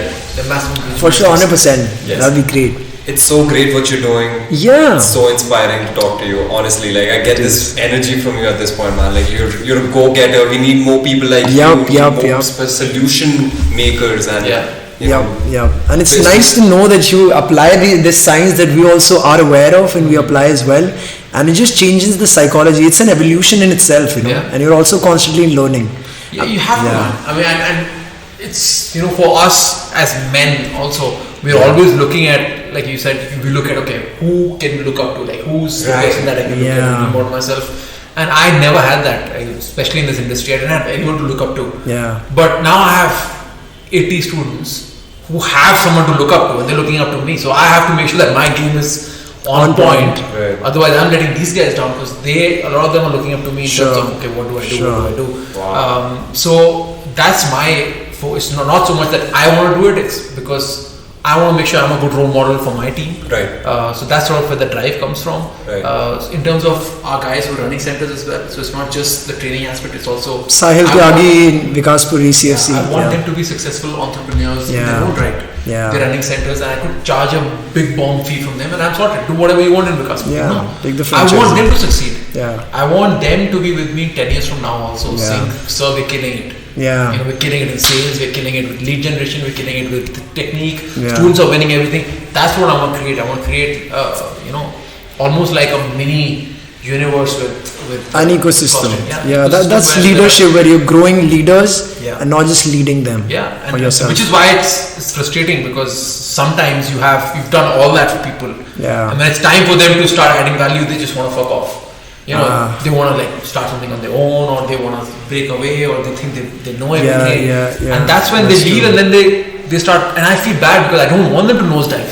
Yep. But like you play team sports. Right. Sure. You play football. No matter how good of a striker you are, if you don't have a good team which is feeding you the ball, you're not finishing shit. Yeah. You know. So my whole concept is let's make the strongest team. Yep. And with the team, we'll make champions. We're stronger together. Yeah. That's the same ideology I apply with Naman and I having the podcast together. I believe when two people are there, we can go longer. Sure. But if I'm alone, I can go faster. I know, but I probably won't be able to go like distance. Yeah. But together, I think if we have the community pull, two people doing it together, that's why we're part of CFC. Sure. We're part because if I'm not feeling up to it today, there's somebody in my community who's going to pull me back. Okay, bro, you've been slacking now. Come back to the mat, you know. Yeah, that's the thing with my podcast. The podcast I have, I'm so fucking lazy. Lockdown with Sid? Yeah, I've been so lazy with it. I like the name. Lockdown with Sid. And there was lockdown after. So I've been running lockdown with Sid since 2016, and then the lockdown hit, and then I was like, now I just put it back on. It's like so apt for now. And how did you market it? I really liked it. Said India's most inconsistent podcast. Since 2016, we've only done 25. So good enough. I pushed it in the wrong way. I pushed it in the sense that I wanted to have like video also. I wanted to have audio also. I needed a video editor also. I was going to edit bits. Too much work. And that 2016, there was no market for it. Sure. I had a couple of guys who came in, left, and then it became too. So now I want to simplify it. I want to have something very. That's crazy. You've been starting so many things at the inception of it. Like podcast 2016 wasn't a new thing back then. I think right now a lot of people know Joe Rogan is blown up. He's out of the funnel now. Yeah. I think something with podcasting, you can do it no matter what. Even if you started in 2016, you can keep doing it till you die. Like, you can. My issue is just my commitment. Conversation, the learning. My commitment to it is off. Only because I have so many other commitments. Fair enough. You have a lot on your plate. I feel really guilty of not doing it, and I'm guilty because I know I have guests who want to be on it. Like I've spoken to people and they're like, when I'll be on it. I'm like, maybe this Friday, but Friday something comes up. And hey, if you need any help, you can hit us up. We can help you with your podcast. This is a community here. We found a way to just simplify it and put a podcast out there every week. So our thing is just consistency. That's the biggest key. That's it. And I've realized that one thing from you as well. Just be consistent. Don't think of perfection and great quality, great music, great editing. Just do it. Just do it. Eventually, when you make those mistakes, you will grow from it yourself. Yeah. Nobody's going to come and say, okay guys, sit down. this is how you can have podcast. Yeah. This is how you do. Right. You're gonna make There's no your own school mistakes. for it. Yeah. there's no Yeah, school. I don't need For a- nothing in life, to be honest. They might teach you, like I did my master's in economics. I'm not really using economics. In a way I am, but not really. I think you are. I am. In a way, in my running the business, I am. But But you understood the space, like as you were talking. But you do about. understand the economics, the marketplace, and the very profound. strategy and supply, demand, and macro, everything. Like even when you read the newspaper, you don't feel like, okay, I'm just this guy who works out. Yeah. You get stuff now. you get stuff done, and Yeah. and for me, it's just That's that. good It's one. just you start on that path, Yeah. and then you make your own mistakes, and you create your own story. Yeah. Otherwise, you keep following someone else's path. That they have said this should be done this way. Man, Yeah. just do it. Just do it. Fuck Just up. do it. It's okay. Yeah, fuck up. for sure. You will have your own experiences. The Frank Zappa way. You look like Jay Shetty. Jay Shetty, Really? the inspiration guy. Yeah. Dude, you should check him out. The Like, if you motivation have, do we have a phone here, or all our phones are recording? But like, I'll show you after the whole thing. You You can. will talk after the Yeah, 100%. it's a little more brown with Jay blue Shetty. eyes. I don't know if he wears lenses or not. He's an Indian guy living in USA. Okay. Make a lot of money on motivational talks and shit. I need to get into that industry. Yeah, you could. Finally make some money. This is not going anywhere. You made for it, man. You're so inspirational and a It is. powerful guy. Yep. And you have like good amount of experiences in your kitty. You can talk about them. There's a lot of experiences, and hopefully in another couple of years I'll have my own team of guys who'll have their own stories. When they're running centers. Yeah. The Noida center is killing it now. Vikaspuri center is picking up. So I think I'm going to visit the Vikaspuri Center. I stay very close Sure. from there, Okay, so sure. I'll definitely go. I would still say come here. Okay. Yeah. Only because he knows the place and a lot of Right. people know him and they know you. And we So can come here together first. because we stay very close. Yeah, we gotta do that, man. Yeah, You for guys should sure. come in, and then, Yeah. then eventually we'll introduce you to the Vikaspuri guys because they Yeah, also come here. yeah. Introduce I you think I to met someone from Vikaspuri downstairs. I'm forgetting the name. There was a new guy who had come. Yeah, but no, you'll meet the coaches. Oh. So all the coaches. So the way we've done it is they run their own centers, but on a couple of days a week they need to come and train with me as well. Because they need to Yeah. keep improving. Yeah. Oh, right. Yeah. You said the bar. Yeah, I have to constantly because the technique is Yeah. evolving on a weekly basis, not Yeah. even monthly. So they need to come and make sure their skills are sharp. So It's- twice a week they'll come in. Rachit will come in from Yeah. Noida. Those guys will come. They'll train. We'll Right. get better. Then they'll go and teach. Like a Starting. CEO mentorship program. It has to be. Yeah. It has to be. If I leave them to themselves, it's very easy to get disillusioned. Man. Yeah, It's very easy to 100%. get, in your head, oh fuck, I'm tapping everybody, I'm the best guy. Yeah. When you come here, you get smashed by 20 people. Like, fuck, Yeah. I'm not that good. Okay. I'm, Yeah, of I'm course. a coach there. I'm a fish in a small pond. Right. But Yeah. here you get the real Yeah. test.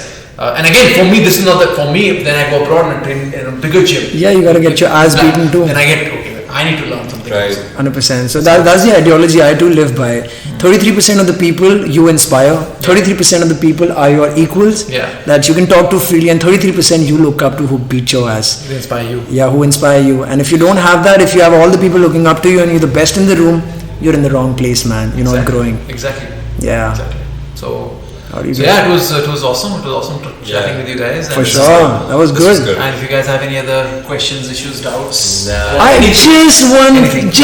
thing, like just talking about, I You don't don't want this to stop. I don't want to stop too, but okay, please, probably. please, go ahead. All this while people compared, if Bruce Lee could beat Muhammad Ali, I want to take from an expert in mixed martial arts. If you think Bruce Lee was alive and Muhammad Ali was alive as well, and they fought, there's a different weight class and all the parameters different. But do you think Bruce Lee could ever beat Muhammad Ali Would he ever beat Muhammad Ali? I think in a street what fight? sport? In a MMA? street fight, In street- because they compare it. There's a constant comparison, and I just want your there are a take. few things. Firstly, the size difference, bro. Muhammad Yeah. Ali was a huge guy. He was a Heavyweight. massive guy, and Bruce Lee was a very short guy. Yeah. Very short, thin, skinny guy. Yeah. And then, are they fighting overnight? It's like, boom, go now. Yeah. Or are they getting 3-4 months of training? That's Those what cameras. I think they would know that if they're fighting each other. Yeah. Then I would obviously say Muhammad Ali because now he's going to figure out how to do defensive kicks. The only way Bruce Lee is winning if he's able to constantly keep attacking Muhammad Ali's front leg, which makes the mobility off. Because again, boxers have weak legs. Yeah. They don't do leg conditioning. Yeah, except skipping If and they shit. get, They don't constantly- need throw kicks, if- yeah. yeah, exactly. If they Yeah. constantly get hit on the thigh, Yeah. the mobility is gone. Yeah. Muhammad That's why Ali Floyd Mayweather won't come to MMA. won't. 100%. Right, because of the leg thing. 100%. 100%. But if you give them 6 months, if you get Muhammad Ali 6 months, you get into condition his thighs, basically figure out how to defend against roundhouse kicks Yeah. and push kicks and all of that, he'll murder Bruce Lee. Yeah. Murder him. Murder him. Yeah, that's your take. Murder him. And that's the take, guys. Coming from an expert. I mean, that's my take too. I It's believe. a 5 foot some guy Versus- fighting a 6 foot, 220 pound Yeah, killer boxer. killer boxer. Yeah. There's not a. There's not Yeah, and his reflexes are not on very point. fast. Very Again, fast. you'll be thinking both in their peak. Yep. Both in their prime. Yep. So Muhammad Ali in this prime was ripped, Yeah, shredded, could yeah, move, yeah. had the longest jab in the world. How does Bruce Lee come in? Sure. The jab, how do you get past that jab? Which is Yeah. constantly in your face. Yeah. And he figures out leg defense, it's all over, bro. I'm So it's a saying, short from game. Israel Adesanya and Paulo Costa. Yeah. You're big, you're strong, but if you can't, if you can't move, you can't do nothing and And you neutralize. shed Paulo Costa by 1 foot and make him thinner, that's Bruce Lee, that's it. Make him really small. Yeah. No, I'm saying in this case, Israel is Bruce Lee because he's kicking and you're more fast. Tall. Yeah, he's tall lanky. enough. He's Yeah. tall, lanky, he's got reach. That was a very surprising fight for me. Like, No, it was not. It was For like, me, did because you like, really because hype? You bought the hype. Exactly. Yeah. The I did hype like for that. Paulo Costa is Yeah. like some fucking destroyer. Right. It's just hype. This is UFC is really good at hyping. Yeah. The same way they hype Justin Gaethje and Khabib. You knew it. What Khabib is. All the serious fighters knew it's going to be a short It's fight. gonna be Wasn't for that a sure. leg lock that Khabib gave on Justin Gaethje to sleep him, put him to sleep this time? I think he did a choke. The shoulder one, I think shoulder or arm, He something had like his that. leg wrapped around It was a him. triangle. Yeah, I think it was triangle, no? I think so.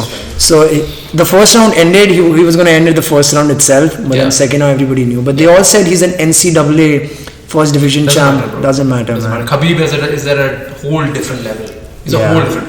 And a lot of NCAA champions have wrestled with Khabib, and they've said we don't know what the hell this is. Yeah, This is a different yeah, level. yeah. Daniel Cormier, who's Olympic gold medalist, Yep. he's 100 kilos heavier than Khabib. Yeah. Has said that Khabib is. I can't fucking put him off me if he's on top of me. I Yeah. can put him Khabib off. is a different level. Can you talk to me about the collaboration that you have with MFN? CFC and MFN. So They I must be don't- very, yeah. they must be very symbiotic, right? Because you're creating the killers and they need killers. Yeah, so there's no official Sure. connect. It's just But there's they want symbiotic. fighters. We have fighters.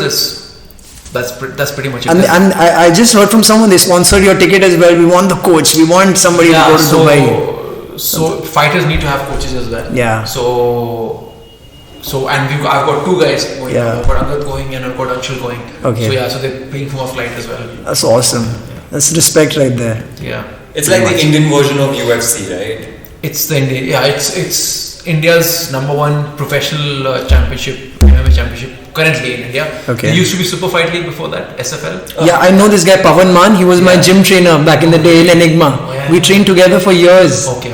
And he comes to work out right behind my house in the DDA park. He's come trained with us also. Here? Yeah, I'm going to speak to him, get him on the podcast. He's come a too. few times. Yeah. But right now he's training in a park. I told him. Yeah, right behind my house. Really? Yeah. I told him. Sector I 10. said, come and train. He's got a Those are the good real savages And- training out in parks, dude. Like, they don't need any motivation. Same Just park I on. go to walk for my meniscus recovery. He comes Yeah, there. but if there is an option of Yes. training in a proper facility, Yeah. Much better. and you're still training in a park. Yeah. Okay, if you don't have a facility and you train in a park, savage. Right. But if there is a facility still training in a park, then it's question marks. What? Yeah, and they're also paying for fines because they're not always wearing masks, and the police cops come by and they say, "Okay, it's a public area." Of course. Here, nobody comes. And I think me and Anshul, and I'm pretty sure you also agree with this. Iron sharpens iron. Yeah. You need people around you who have that. Same level. mindset. Yeah. Sometimes it helps to have people better than you. You know, if there's somebody better than you, then you have someone to catch the up. humble pie. You almost yeah. Yeah. And then you have he's if in a 100-meter sprint he's beating me by 20 meters, I have that 20 meters to catch up. Right. Yeah. Tomorrow I'll work harder, and then in a month it's 15 Yeah. meters, then it's 10 meters, and 5 meters, and Yeah. it's something to strive towards. Yeah. How can people find you? They can find me on Instagram Yeah. at CFC Sid. So CFC is CrossTrain Fight Club Sid. So that's my own marketing. Yeah. My business through my name. So CFC Sid, Nice. or it's CrossTrain Fight Club. So at CrossTrain Fight You don't Club. have a private profile on Instagram, right? No, it's public. You're a public guy, man. Out Perfect. there. Perfect. Why should it be private? I'm not hiding anything. I'm Sure, put it just out trying there. to show Put to yourself people out that there. what we have is authentic and Awesome. And actually just letting people know that it's there in India. It's authentic and it's Yeah. you don't need to go abroad. You don't need Yeah. to spend thousands of dollars Yeah. abroad, or you don't have to think that everybody in India is a fraud, because that's again a thinking. Yeah. Oh, India mein to ghutiya hoga. Right. You know. Yeah. So But you're trying to bring the quality here in terms of you're training. you're Yeah. bringing exactly what you would get in the US. It's the same thing. you Sure, get sure, here. and people back you up for that. There are people giving their testimonies, and Yeah. word of mouth is real good here. Yeah. So it's not the website I went to. Yeah. Raghav Jamwal told me about. Oh, really? it. Raghav is from DCAC, Yeah, Naman's yeah. from DCAC, Punyajit DCAC, Yeah. and all of these guys from back then. Wow. So yeah, word of mouth. I'm telling you, you're a big guy That's crazy. in like a very niche industry, Yeah. and a lot of people have respect for you. Yeah. They speak highly of you, and you know, word of mouth is Appreciate it, man. At least, 100%. It's yeah, good to know these things. It's too. good to know because I'm out of it. I have no clue who's talking about telling you, what. you got like I'm just here blinkers. training every day, doing everything. Sure. So people say, oh, Right. yeah, good. So, Coach Sid, I just want to ask you your last 5 pick for the all-time best MMA guys in different weight classes. If you could get more granular about that, but if you say all-time 5 best, Oh, I can tell you I don't know if my picks are going to be pound for pound best, but I can talk about 5 fighters who I really liked. Yeah. And they had an influence on me. So Frank Mir was one of my all-time greats. Now, a lot of the times when people look at the fighters now, Yeah. you see them for what they are now Right. and not when they were in their prime. Yeah. So for me, Frank Mir was, one of my favorite fighters. Like Yeah. hardcore jiu-jitsu guy. Yeah. In a time when nobody knew jiu-jitsu. Yeah. He would be leg locking people, and I'm like, fuck, Yeah. this is awesome. This guy is awesome. He's getting hit, he's getting knocked out, he's falling, but he'll catch a leg lock out of yeah, nowhere. yeah. You know, He beat Brock Lesnar once, I believe. Yeah, like he that? beat Brock Lesnar. Ah, He beat yeah, a I've bunch seen of that one. guys. Yeah, Yep. he broke Nogueira's arm. Literally, like, this hand was hanging there. Yep. Yeah, I've seen that one. I've seen that one. So if you want to watch submissions, you want to see jiu-jitsu and MMA, watch Frank Mir. So Right. Frank Mir, Dominic Cruz is another one. Dominic Cruz. So I Dominic really Cruz. like Really Dominic Cruz. technical. His Clinical footwork, performance. Yeah, one of the best. Right. I can watch his fights any day. All day. Then another fighter who I really enjoyed was Anderson Silva. Like Yeah. not Anderson Silva now. Today, he's old, he's 40 years old. Come on, don't judge Not him even right from now. 2015, like pre-2014. Right. Yeah. And his prime. Yeah. His prime. He's was just Spider-Man coming out of nowhere. Yeah, Just just crazy guy. absolutely- dominating everybody. 100%. Absolutely brutal. Kron Gracie is a surprise one. So Kron Gracie, yes. Gracie is fighting in the UFC. He's fought twice. He's won one, lost one. But he's again very new. He's pure BJJ Yeah. on the ground. You see He's a this- specialist. There's something One more of his specialist. YouTube videos where he was doing the breathing exercises on the breathing Yeah. and Gracie family kind of go really. Yes, yeah. The Hickson Gracie, his father was massively into breathing, and that's how Kron Belly goes belly. to sound like kind of like yoga. I just took a deep breath listening to you guys, man. It's always like a, alarm. Yeah, really breathe more. And currently you've got Nate Diaz, which is going to be a surprise again for a lot of people. Nate Diaz again. I really like his. He is good. He's got that. I really like his He's fight. got the He style. was so close to beating George St. Pierre, man. Yeah, All that's Nick these Diaz. So Nick, okay, you're talking about the younger one? Nate, Nate, the younger one. Nate. Wait. Yeah, it'll be a surprise. It'll be a surprise because one thing he has is he's not at the same level with the other guys. Okay. Like, if you look at the technique, he shouldn't even be, in my opinion, a contender in the UFC. Like his technique is just not there. But his conditioning, Yep. his ability to be fluid, he Yeah. transitions from striking to grappling to so fluidly. Yeah. Like that's one of my goals, like to Sure. have a guys who effortlessly transition from boxing to Muay Thai to wrestling to Jiu-Jitsu. The transition is so smooth. Yeah. It doesn't feel like he's switching martial arts. Yeah. So for him it's a lot of boxing and Jiu-Jitsu, but the way he transitions is just Yeah, and he's also slapping people as well. It's just Which is crazy. so much It's fun just to watch. humiliation. Which is so much fun. Conor McGregor, I could see him like he's one of the calmest dudes when he's on the he canvas. just choked him out. That was Yeah, that was amazing. a That was crazy amazing. fight. And That it's was good to see because these guys were in the sport before the sport was popular. Yeah. They've been fighting since the early 2000s when nobody knew what. They used to call it human cockfighting. You know, because they're two people and Right. they're in Yeah, a cage and they're yep, fighting. yep, So yep. these guys are old school guys, man, who were in it Yeah. before the money and before the girls and before Yeah. Talking about old school, did you see the BMF fight? Jorge Masvidal and that one? Yeah, but Masvidal is a whole different level. Yeah, he's more very- technical. And there was this switch that happened, right? He was doing the reality show and he just realized, I'm thinking like a peasant. Yeah, I watched that one. he was a really good talented fighter always. Yeah. He always had a gangster mentality, but he didn't have that killer instinct. You know, a lot of the times when you're fighting, and a lot of fighters can think about it, you fought a couple of rounds, you know you're ahead on the judges' scorecard. You Now slack like, a little let's chill a little bit, let's not take too much damage, and we'll win the decision. Yeah. That's the sort of mindset which you need to avoid having in competitions. Sure. I've had that. Yeah. I've had, I swept this guy, I mounted him within 30 seconds of the fight. Yeah. Okay, I'm 6-0 Punch up. I'm 6-0 up on Yeah. the points, and now I have 5 minutes to go. Yeah. And I'm on mount. I'm like Yeah. best position, 6-0 up. Yeah. 5 minutes. Now what do I do? Yeah. I've got the best. Yeah. And I chilled. Yeah. And then within 3 minutes, he had me in a triangle. Oh my god. And I'm like hanging on. Thankfully, I survived and I won that fight. But, Because he's hungrier right now. He knows he's losing on the scorecard. The only way he's win is going to choke you out or break something. Exactly. So it's the For sure. mindset. So with Jorge, it was he switched that thing. Yeah, It was yeah. no easy now. Finish. I see you have this beautiful drawing of Jorge down Yeah. over there, right? Yeah, It's yeah. beautiful. Somebody made it? Yeah, it's one of our students, Shiv. So Shiv came in and he said, It's amazing. Yeah, he said, he's a professional graffiti guy. So he's like, can I just do 2 graffiti arts on the wall? I said, yeah. He said, do you want anything? I said, oh, just do whatever you feel like. So one he made Jorge and one he made me. I'm like, oh, for fuck. Wow. Where's my coming? Just fucking hide that because it's so embarrassing. And my you God. see your face, I'm like, oh man. Because I avoid Capture that, dude. I'm gonna go down. I avoid that shit. Like I don't want to look at it, and I'm just. What does it looking- make you feel like? Just horrible. Really? Just like, I'm like, Really? What the fuck is that? What kind of ego death have you gone through I completely? don't like it. I genuinely don't like it. And the first chance I get, I'm gonna put a good board and hide it. But it's because he's made it. And No, I think you deserve it. For what sure, you bring what you've done to this- India, at least, this ecosystem. I don't know. It's different. You deserve it. I don't feel I do. I get. Yeah. But I I get get it. weirded out. I get it. Which is like. Yeah. Not right now. Who the fuck is that? I'm not at the end of I'm it. not done yet. I'm not peaking done. right now, Yeah. man. You know, there are Yeah. higher highs to go Yeah, to. for me, it's I want to make sure the CrossTrain is in every single city in India. Yep.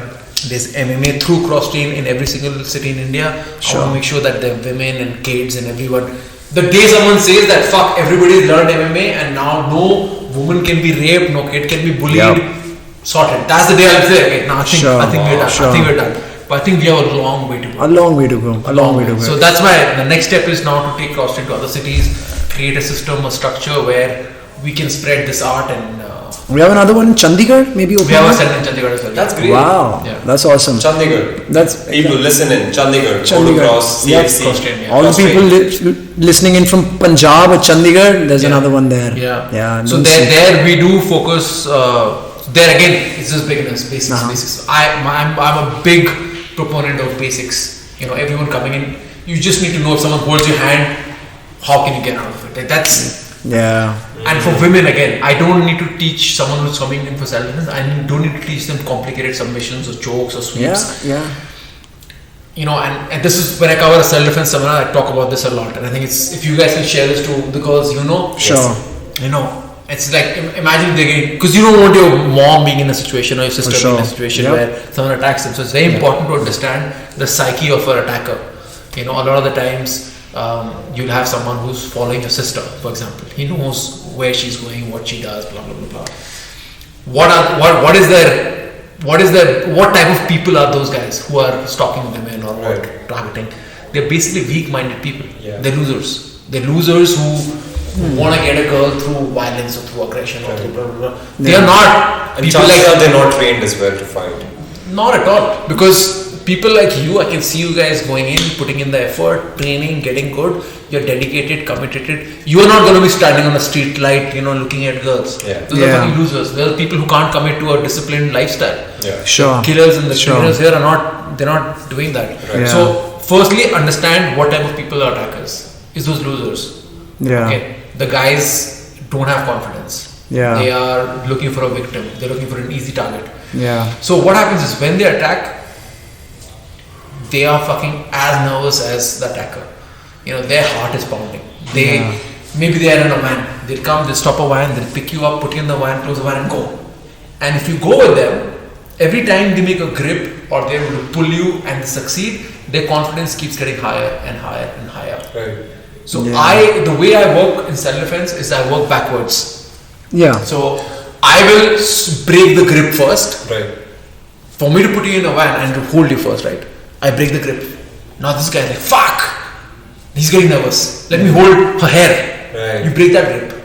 Now he's getting more nervous. Yeah. And now she's screaming and she's loud and she's in fight stance and she's she's got a base. You try and pull her, you can't pull her. You can't grab her. Now he's getting more and more and more nervous. And he's like, fuck it, it's too much work, I'll do someone else. So it's that 5 to 10 second window where it goes from a successful kidnapping or assault to someone who's able to defend themselves. It's that 5 to 10 second window. Sure. Okay, and if we can diffuse the situation there, and it's so common. It's the same shit that happens over and over again. Yeah. Someone's coming on a bike, he holds your necklace and takes your necklace and she goes away. He takes your bag and runs away. Or he comes and he holds your hand, or he holds your hair. It's the same. That's what I cover the most when I teach self-defense. It's basics. Because once he figures out that you're not an easy target, he's not going to waste his energy. He's going to fuck off and look for something else. Sure. And the best thing to do, right? In that situation, I've known a little bit. Just sit down and get your center of gravity low. That's something like that. Yeah, that's one thing. If someone's pulling you, then you can get lower. But sometimes there are multiple people. Sometimes they hold your hair. Sometimes all those different options. It's common options, but sure. So guys, what do you think? I think the battery is low. How long have we gone? 2 hours. 2 hours. Yeah. We've been there for 2 hours. Didn't seem like 2 hours though. Damn, bro. Didn't seem like. Yeah, I think I covered almost everything I wanted to ask. Super educational for me. Super stimulating. Find Sid on Instagram. Sid, SID, and CFC. Come, train, become better. Let's sharpen each other up. And thank you for the time. Thank you for being so awesome, man. Really, genuinely. Coach Sid, thank you so much for being that humble and letting us have a podcast and maybe a little bit of interview you. But I hope you had fun as well. It was fun. It was always nice talking to people like you who are really passionate, and I hope you guys can be consistent with the podcast. Sure. I'm on it. And hopefully one day Spotify buys you for 10 million on Spotify and streaming. Hopefully, and we can get a franchisee of CFC too maybe by then. Perfect. Cheers guys. Thanks a lot. Thank you so much. Thanks guys.